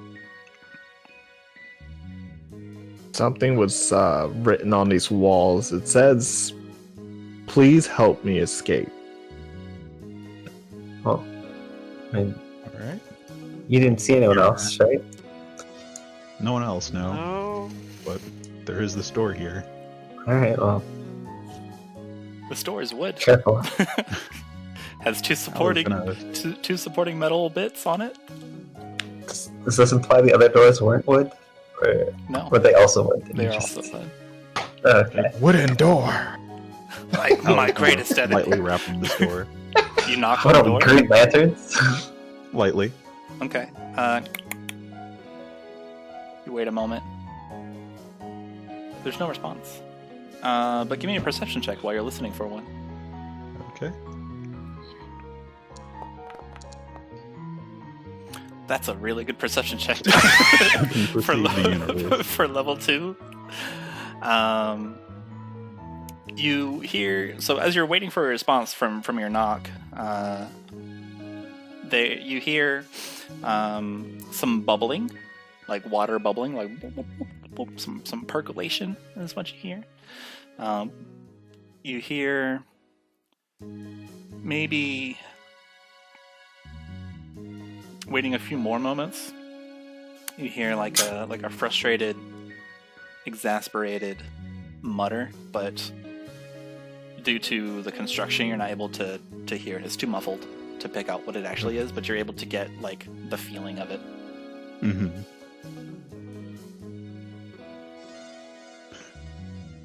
Well, I'll try to open the door. Okay, you open the door. It opens easily enough. It is not locked. In here, you see what seems to be a workshop. There's like alembics, retorts, distillation coils, other alchemical devices, all of it stewing and bubbling away. There's bookshelves that are crowded with just sheaves of parchment everywhere, and there's lots of strange-looking tomes. There's a bunch of... Let's see. There's also a table that has a variety of like trinkets that seem vaguely alchemical in nature, seem more like constructs, like various like trinkets and like tinkery things, accompanied by a book. And as soon as you enter, there is a mouse on the ground. As soon as the mouse like looks, you walk in and saunter, and the mouse looks around, and then kind of like sniffs the air a bit and scurries across the floor and takes refuge under a work table. Okay. This seems too sophisticated for these guys. What's this doing here? I was gonna check out the book. You check out the book? The book? Is purple, and it's let's see here. Is there anything special out of the book? The book has a note sticking out of it. And the book itself is purple, and it's sitting next to some trinkets. We open up the book, and there's that note, of course. But everything else here in this book seems kind of undecipherable to you. It's like a combination of runes and technical, like, shorthand and whatever. Okay. Seems vaguely magical. Because the runes will pulse in addition to, like, the common shorthand. But they refer to things that perhaps you're not familiar with. Where's Xalia at? Way back here. She's still at here, and she's still looking at the door. As you inspect the door, you notice slight imperfections in it. Hey, can one of you bring Xalia over here? What did that book say? Or Can't I read guess. It's like, hey, Xalia. Aloe is. Damn. When your character is too smart.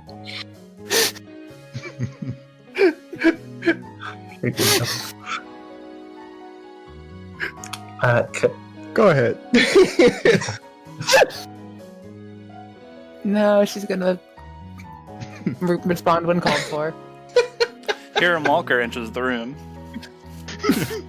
Hiram Walker with a fucked up jaw.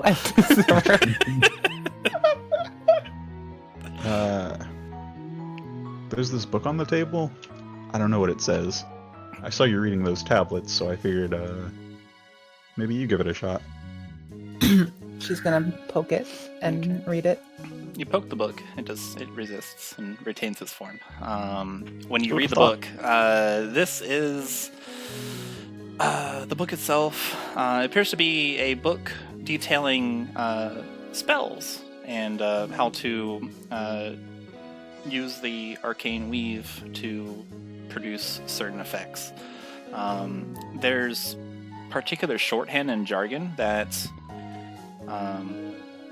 is not commonly referred to in wizard studies. At least it was never taught to you when you were studying. But it is a little confusing, but it does make mention of the arcane wave, and you're able to understand that this is definitely a book that describes how to perform the following spells. Dark Vision, Continual Flame, Lesser Restoration, and Blur. Lekai pokes Karydin into the room. She's gonna take it and she's gonna pull out her own spell book and just kind of point at it, and fingers rapidly moving back and forth between the two books.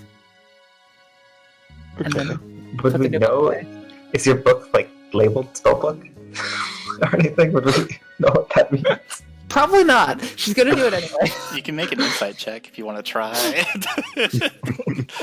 There's also a note, Aloe, that fell out of the book. It was sticking out of it as you opened it. And then there's a bunch of trinkets and like other alembics and stuff around the room. You're not sure, but you get the gist that she's trying to compare it and saying this is this. Okay. With that insight check. Guess I'll grab the note. See what's up with that. Okay. The note is in common. And Rhyol, you're fine too. The common, it seems to be outlining a scientific process. The big juicy part is conduct. Prepare the site. Confirm the resources, particularly that the key ingredient is of proper worth. Recite the full incantation over the course of an hour without stopping. During the ritual, sprinkle holy water in approximations throughout the designated area. Douse the gem with the remaining holy water. I will get him back.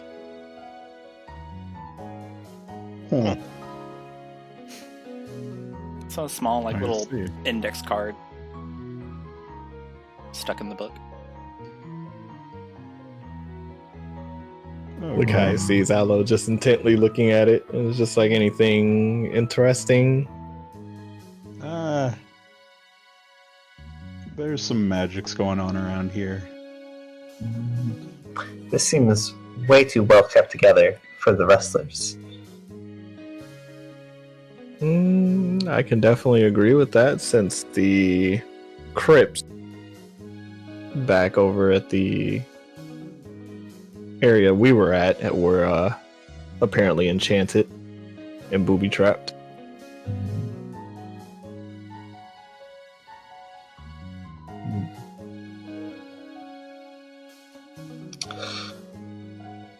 Karydin is nose deep in the tablets. We appear to be paused. I'm just making sure that the door doesn't accidentally open.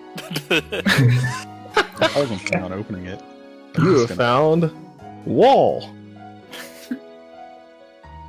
This is very I'll do big. this. Take your time, energy from. Uh, Dale's gonna start wandering back. so did anyone take the book? Yeah, she took it. Oh, okay. Of course, Xalia, if you haven't already, add it to your inventory. Yeah. Whoever has the note, or whoever has the note, can as well. Hello, this. So as you start shifting around this little workshop area, checking out all of the stuff that is here, all the brewing mechanisms and like the tinkery things, and like there's a table full of reagents. The mouse on the floor like peeks out its head from underneath the table, kind of like goes over and checks each of you individually, like kind of sniffs at your shoes and looks around. What's the third one? Thank you.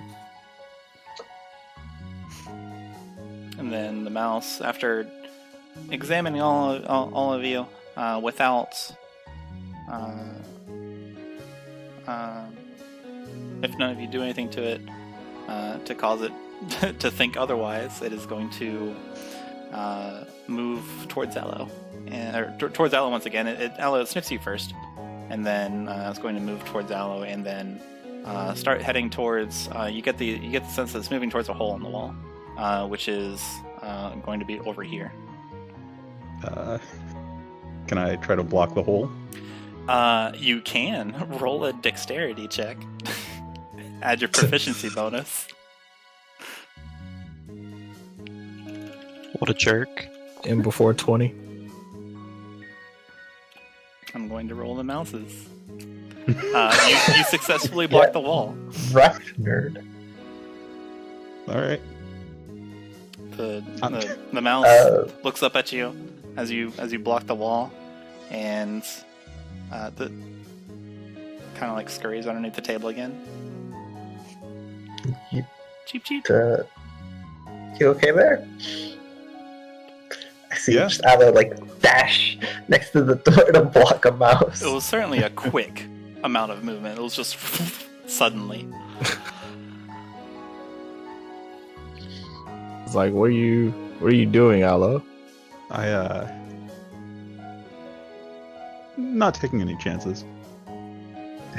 Just a mouse. A mouse is never just What a the mouse. fuck? You good? Someone just fucking screamed outside my window. Oh. Oh. Huh. I think it was a party scream. Okay.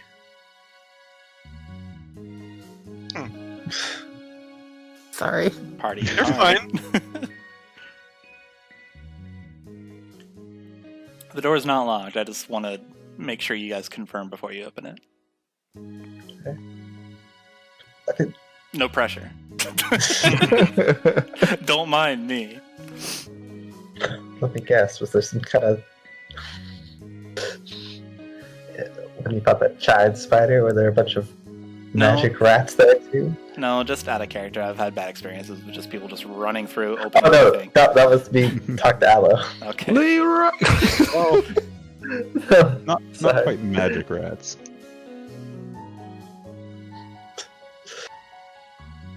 So, I mean, you I think could- it has significance or anything? I mean, mean, I could pull out my axe, try and hit it.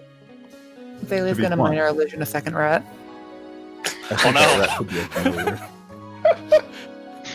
Sorry, you should say it. You have created a JPEG of a mouse. Yeah, I'll say that one more time. I think there's a chance that rat could be a familiar. Ah, I heard what seemed like a voice coming from this direction, so no chances. With you? Okay. Well, I mean, if it's a familiar, well, would I know that? Would I know how familiars work? I'm gonna say no. Okay.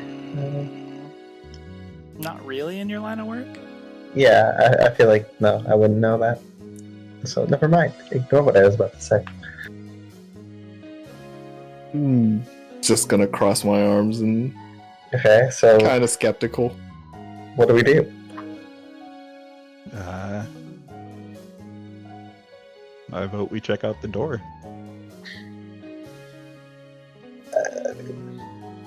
Do you want to deal with this rat first, or? Okay. Karydin stows his tablets. I'm ready. He's had his nose. He's had his nose in the tablets this entire time. That's Wild. yeah. But he now heads over to the door. Okay. What would you like to do at the door? You have arrived. Wild. Would you like me to open this? Oh, did anyone happen to pick up those healing potions back in the other room? Healing potions. No one said they Yeah. did. Oh man. Alright. Karydin was busy having an out-of-body experience with his sword. Fair enough. Did they pick up like anything besides the sword? And the The box? money, I assumed. Okay. You goobers. If you want to go back and get it, I'll let you. And then probably since you're taking the time to be that careful to run back and grab the stuff and then come back, somebody gets a free perception check at the door as you're listening in, because I imagine you wouldn't be sitting around doing nothing, just standing there menacingly. Ayla's gonna drift back to the other door. Okay. So Rhyol, you can add two. What did I say? 2 healing potions. 160. Well, I'm gonna add Here, just I'll add one, and then I'm gonna use. I guess 2. I'll just use 1. It's fine because I'm instantly gonna use 1. I'm at 9 hit points. Here, Oh. I've put it in the chat there. Alright. An octagonal box. I think they read the box. Wait, did we even see what kind of scroll it was? It is a No. No, nobody looked at it. I didn't even realize that was a spell. That I didn't even remember. I mean, I remembered everything else, but not that one.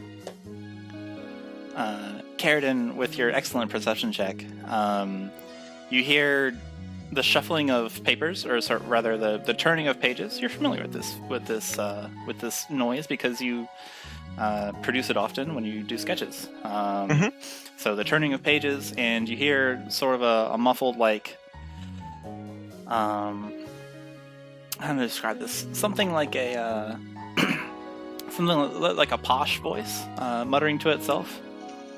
You get your ear to the door, taking care not to press too much on it to cause something like that. But you hear, I should have studied harder. There must be something here. Karydin sort of, An you know, exasperated sigh. steps back and looks and says, "Well, sounds like someone's in there. I'm gonna... Would you like to say hello?"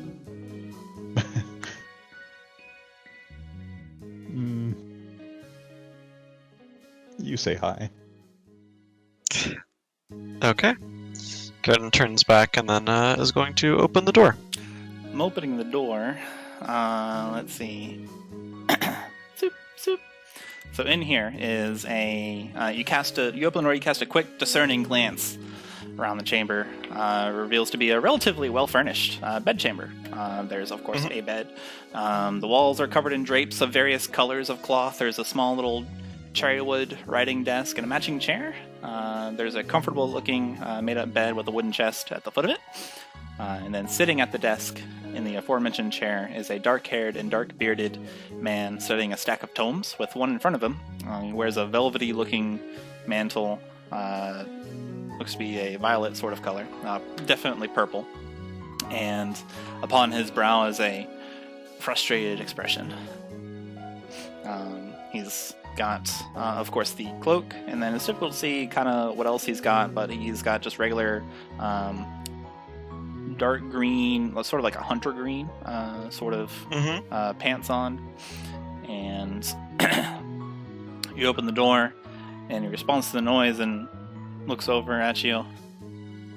Then scoots back in his chair a bit and stands as, hello. No wonder those wrestlers couldn't find anything of use. They even failed to stop a wayward adventurer. Now, who might you be? My name is Karydin, and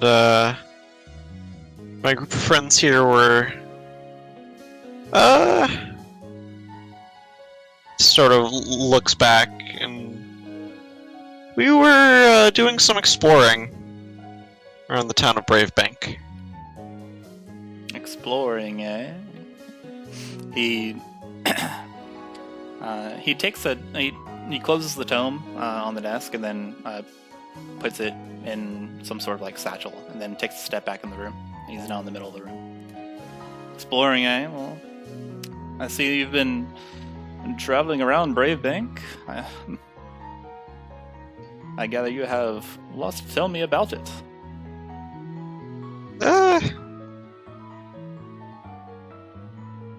Well, I was kind of wondering if you could explain to me what's been going on around here in this cave. How did you describe him again? He is As a Narrator Tower. What? What? Go on. What did you say? He is a Tower. Oh. Is that in character or out of character? Out of character. Okay. He is a dark-haired, dark-bearded moan. He's a man. He is not a sound effect. He's got like a purple mantle draped around him. And he's got like hunter green pants, and the mantle is long enough to where it's covering up anything else, but it's the kind of like where you can kind of bundle up and draw your hands in. And his last action was taking a tome that he was reading off of the desk and putting it in his whatever. Okay, I just wanted to make sure I heard correctly because I was adding stuff to my inventory. So. Yep. There's a as he takes this step towards the back of the room, and as you're talking to him, Karydin, he moves back, and like the bottom of his mantle kind of like kicks up a bit, and you can see like a faint shimmer at the bottom. He says, "Indeed, believe me, that business is quite unpleasant. Well, I wouldn't call it a cave. It is more of a storage cellar, yes." You could say that. This is the cellar of the Emberhold Manor. You should know by now. Well, it seems you've gotten plenty of use out of it. His eyes are like darting between everyone, trying to see how many and who are in the room. Also, like his eyes also like skitter around the floor for a moment, as if they're searching for something. Indeed, I may have gotten some use. Takes another step back. Would you, Karydin sort of slowly steps forward, would you happen to know a man named Roland, White Cloak, works with the Lord's Alliance? Ah, the Lord's Alliance. I don't know the man, but indeed I know the Lord's Alliance. They are a group of, well, I would say they're an alliance. They, pardon me. Yes, sir. It's an alliance that works over the larger cities, you understand, to make sure there are no evildoery around. Are you part of the Lord's Alliance? No, but we were in contact with Roland for a period. Is Roland here? Not with us, no. Did he send you?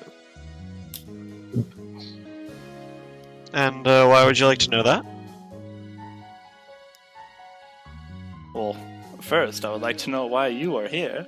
I have many questions, you see. You come in, barge into this room where I happen to be, and start asking me all sorts of questions.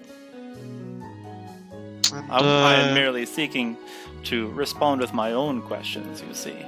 I make it a point to not be the only one giving out information. Fair enough. Well, Karydin sort of steps aside to let everyone else in. Nice.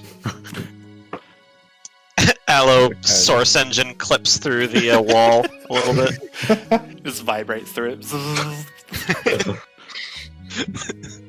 There sure are a lot of you. Not all at once, please. Crowds give me the shivers. Well, we wouldn't want to upset you. So, I'm not so daft that I don't understand what's going on here, but perhaps an arrangement can be made. Do you work for Roland? No, No. Yeah, we no. don't. Okay. Are you wrestler recruits? Oh, take off my stupid cloak. No. But now, are you the one ordering the rustlers? You see, that's a tricky question. With a simple answer. The answer is not so simple. The answer is both... He kind of winces a bit. Xalia's gonna walk right up to him as hear him. That's a thing. Hello.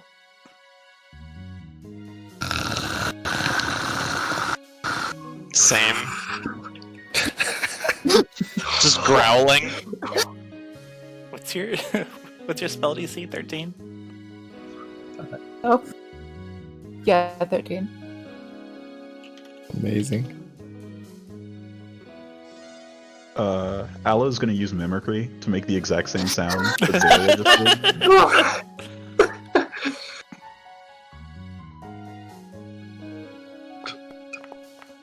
What just happened? Okay.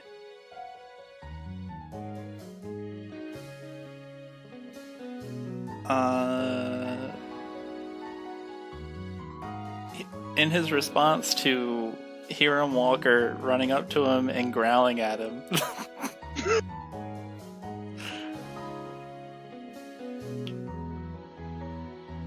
he's going to say, "Ugh, ghastly. How did you come about? Have you been raised?"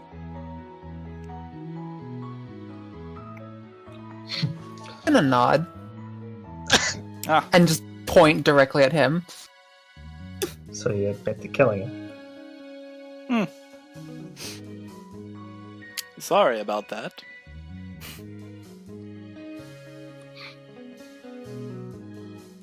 So the man pretending to be him? Is that also you're doing? Man pretending. I'm sorry, I only know that this is clearly not Tiram, and if it is a zombie, well then that's a very well crafted zombie. See, Hiram is dead over in a cell. I did not put him there, but I know he is there.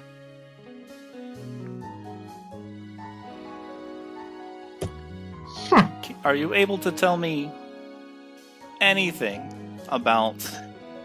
anything useful about why you're here? Who do you work for? Perhaps an arrangement can be made, and perhaps I can help you. With his right hand, he kind of unfurls it and just... in his hand is like a shower of music notes that vaguely spell out the word please. And Xalia, where you're at, you can see him kind of like shuffle in his mantle as he kind of recoils from you. What's your passive perception? For Xalia, I don't think it's very good. It's 10. Yeah. Okay. Well, you did not see immediately, but you do see now. 10 is actually good enough. And because of like how he does it, you see like some sort of mark or tattoo emanating from his ring figure on his left hand. But that's all you see with just your passive. Okay.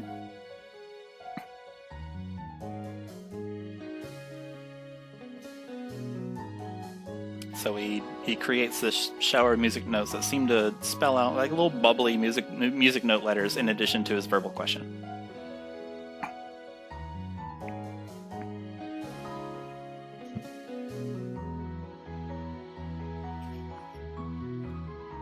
Lekai is just standing next to the door, just listening intently without being seen. Are you not actually seen? You can make a Not stealth from my check if you spot. would like. Make a stealth check, Lekai, because you're trying to prevent from being seen. Seeing no response from the rest of the party to his question, he'll hold on. Okay. My response depends on vaguely depends on whether or not Lekai is seen or not. Okay. I assume he's hidden. Okay. Lekai, you sidle up against the wall, and you feel pretty good about yourself. Okay. You're outnumbered here 4-1. You're in no position to try and barter with us. Why are you doing any of this? The rustlers are too stupid to do any of this. What are you really planning? Shrugs. I have no explanation available. Saying anything more will compromise my situation and lead to my death anyway. If you are threatening me, well, I'll have to take my chances. And make a persuasion check, Rhyol.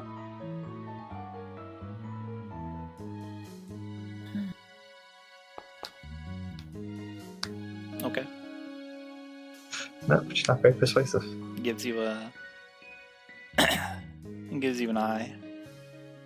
Not literally, but figuratively. You guys have dealt with an eyeball monster, I'm making sure. Please, no more eyeballs.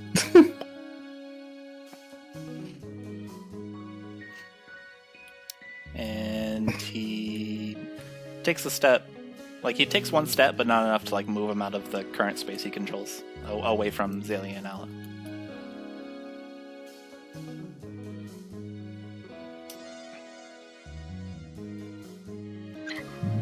You'll have to trust me. Those events are quite unfortunate. I wish not that they would happen.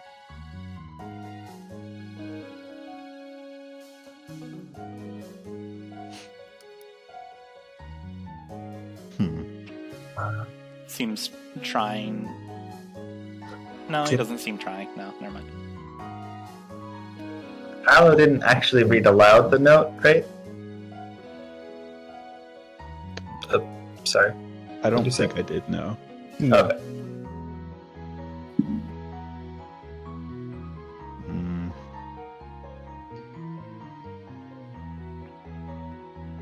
I guess now's as good a time as any to pull out the note.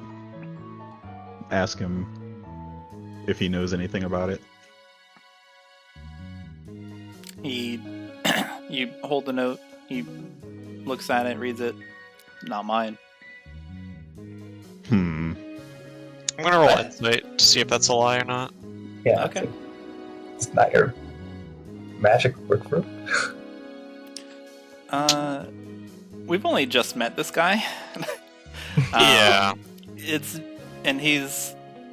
He seems to be like answering you directly, but if he has any tells that decide when he's lying that you can pick up, We don't know him enough to really it's know. not there. Yeah, Okay. you don't know him. Can I also roll insight? You may also roll Aloe insight. definitely doesn't trust this guy. Okay, yeah, you may also roll insight.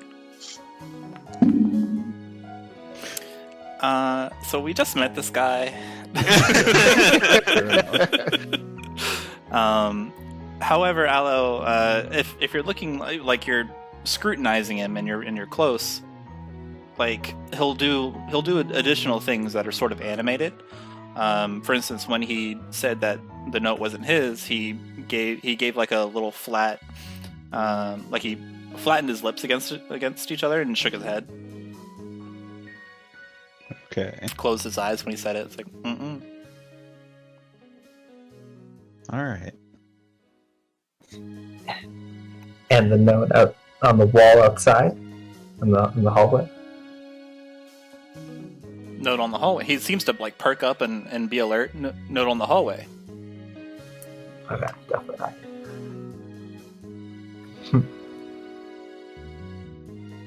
Which one of you read it? Our friend the zombie here.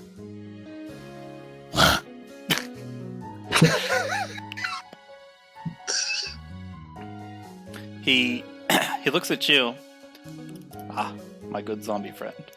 He leans in close and he says a few things in Thieves' Cant that basically mean that he needs to escape and that he's being watched.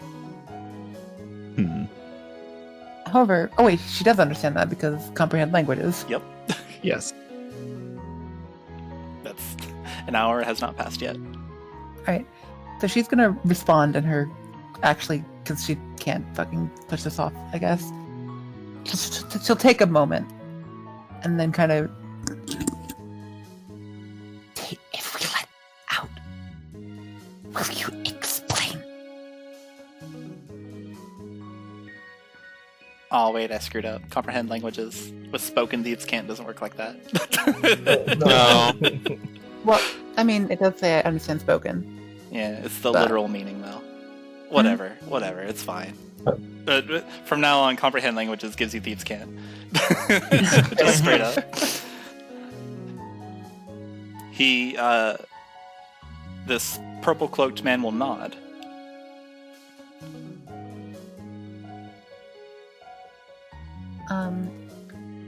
She's gonna turn to Aloe because she trusts Aloe. And says, can't talk here. Okay. Hmm? Aloe's gonna back up a little bit, kind of motion towards the others. Karydin sort of looks between the two and then nods. Let's get him out of here.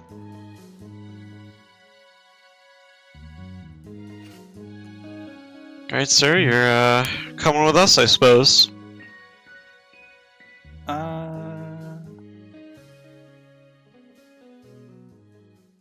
When you say, let's get him out of here, Aloe, like his left hand makes a jolt of motion, and it goes and it seems to be going for a weapon. You hear the unsheathing sound, and then his right hand sort of clamps down on his elbow, and he's making this grimace. Sounds like. Apologies, just a moment. One moment. Can I account of that? Yeah, you can. This dude's curse is F. Oh. You're able to see his arm is now mantled. Is now mantled. That doesn't make sense at all. His arm is now visible, and that that tattoo that you saw earlier. It's emanating from his ring finger, which wears a ring, and it's this awful scorch mark that goes over the back of his hand and up and spirals around his forearm. And it sort of like cascades and even goes like past up under his sleeve in his mantle. He's just holding his arm. Something tells you his arm is not his own. So she's gonna turn to Karydin because he's close and go, "Curse." Oh.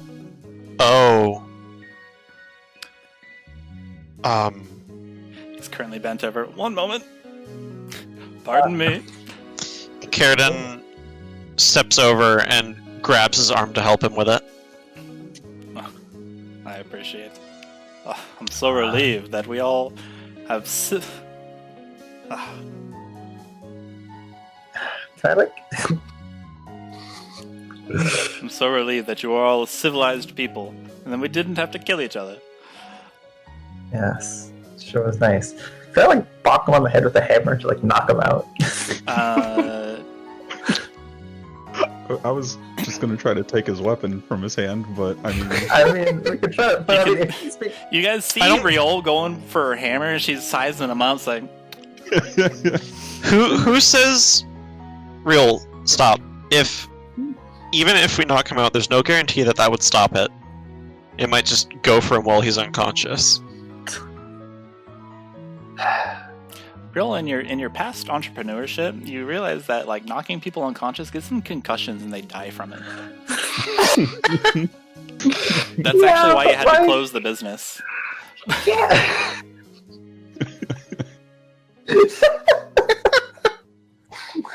Oh, that was a massage business, by the way. Oh no, grand. Sleep aid. You seem like a strong lot. Perhaps we can help each other. You can see I'm in a bit of predicament myself. I accept responsibility for the wrongdoings of the rustlers, but it is not my fault. And I am not the one to shoulder the blame.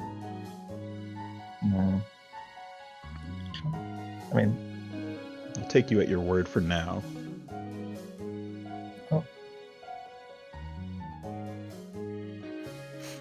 Rhyol, do you have any experience in your businesses with maybe removing curses?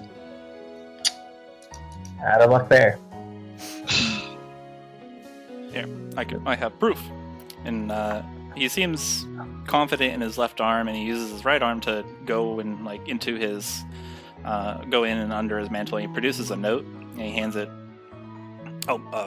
And then he snaps his fingers, and whoever's reading the note, the text shifts and forms into what was previously something completely illegible, and is now in common.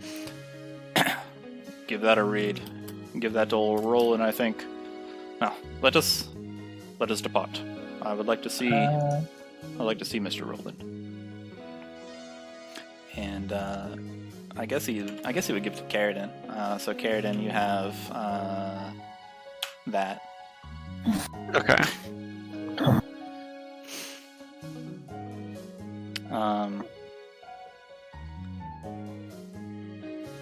Let's see. Well, you know, I left or right arm, I still don't fully trust you, so can I just like tie him up? Some rope. You sure can. Tying him may be good for protecting him as well as us. Stop you. Yeah, just like tie his hands behind his back. Yep. Okay. He accepts this, and he's like, "Oh wait, I've got an itch. Hang on." And he tries to like while you're tying him, he's scratching his wrist, and then. You good? Yeah. All right. You done? Cool. All right. Yeah. And then he's looking over. Oh, oops! I gave you the wrong note. But I guess That is just as good as any. I believe I left it on the desk there. You there? Are you Era Cochran? Or... Kenku. Kenku, my good Kenku friend. Top drawer, left. Alright. And then... I'm going to look in the bottom drawer on the left. No. The top drawer. You pull out the bottom drawer, and there's a dagger here. Alright.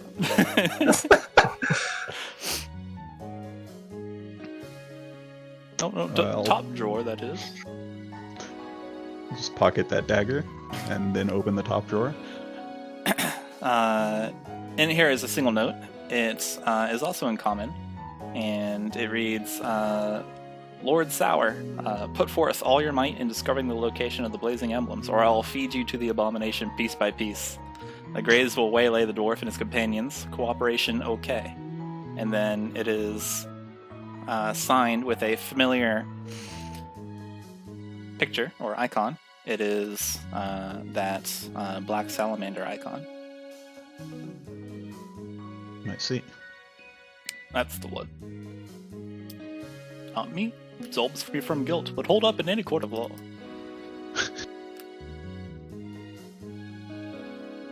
If you say so.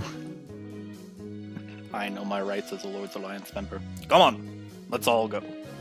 I'm eager to get out of this awful place. You and me both, pal. I want to see the sun again, eh? Let's get going. Okay. Karydin sort of, looks around and starts a little bit when he sees Lekai, hiding. You are very quiet when you want to be. Lekai just gives a silent nod. Says, all done? All done. And then follows out.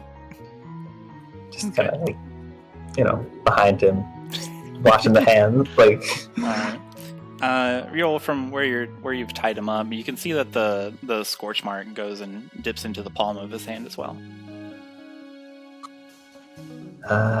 Neat, I guess. Yeah, I'm prison escorting him, captive. Yeah. And then, do you guys do anything special while you're traversing back through the mana cellar? I really want to do something stupid here. Oh, by all means. Please no. If your party lets you. Please no.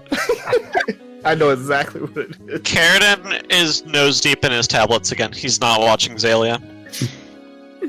Lekai barely sees around the corner that Xalia's made the turn towards the other door and said, Karydin. I was not egging Xalia on from around the corner, but he's not discouraging her. Just says, Xalia, please, let's not.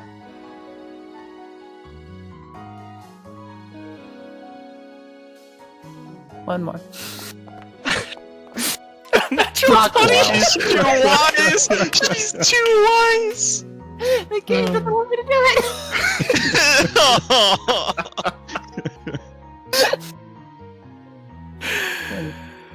The dice game saves it. The ears on the fucking human ass figure are gonna droop. Get back in line. Unfortunate. Lekai just puts a hand on her shoulder and says, we'll definitely have more chances. Just not here. Alright. Okay, so we move over to the double doors in the crypt. Karydin, make sure to warn everyone, Mint said not to touch these. It said they were enchanted. And the double doors over there are our escape route. Okay, so you guys are now over there. Yeah, I figured we don't need to manually move there, right? Yeah, I'll just magic move you. Mm-hmm. Teleportation. And, Oh, that's what this area looked like. yeah. The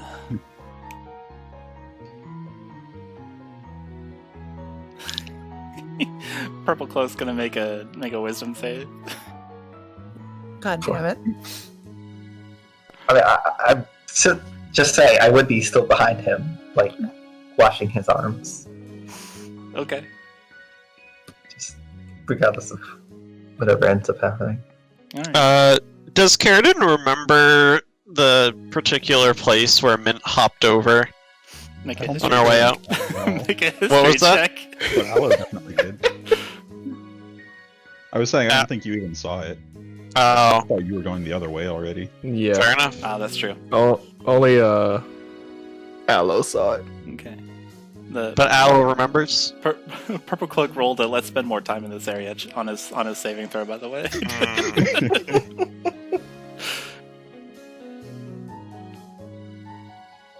Okay. But Aloe, you said so what are you guys doing as you enter these double doors?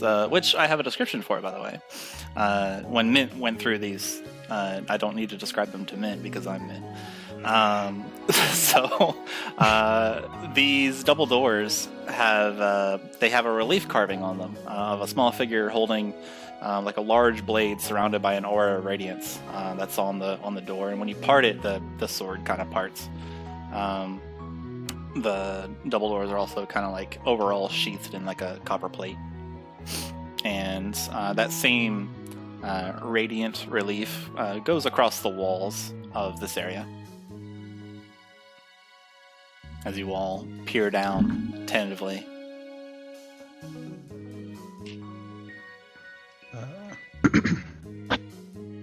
On her way out, I saw Mint jump a few of the tiles here.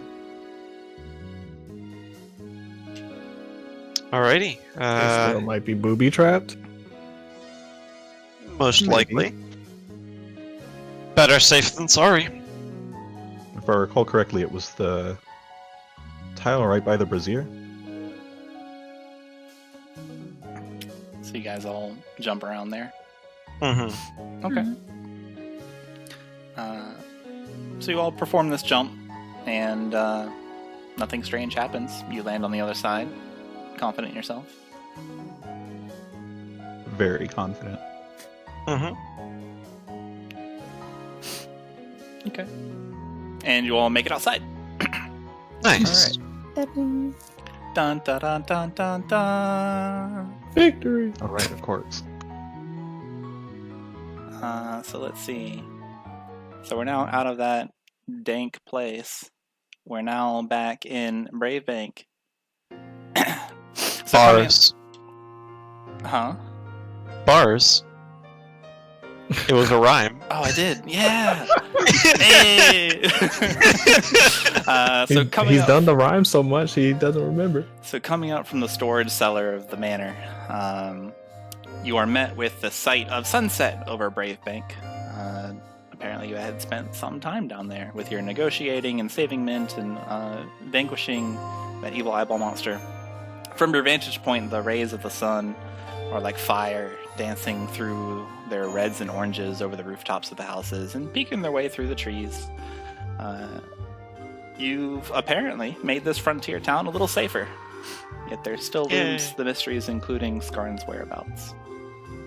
And you emerge from the wreckage of the manor, coming through like the collapsing rubble and everything. You all step outside, and you see this lovely sight. Over. Amaretto, sorry. No, you've figured out he's Amaretto by now. Purple Cloak will mention there is a priestess lady by the name of Apple. She, I would like to see her. Perhaps she knows something about contesting this awful affliction on me. But I admit, I am your captive. I have to go wherever you go. Well, when you said you're being watched, how literal did you mean? A little of figuratively, a little of literally. I don't know quite how this looks down his left arm functions, but I sure would like to get rid of its post-haste. I'm afraid my studies did not prepare me for something of this sort.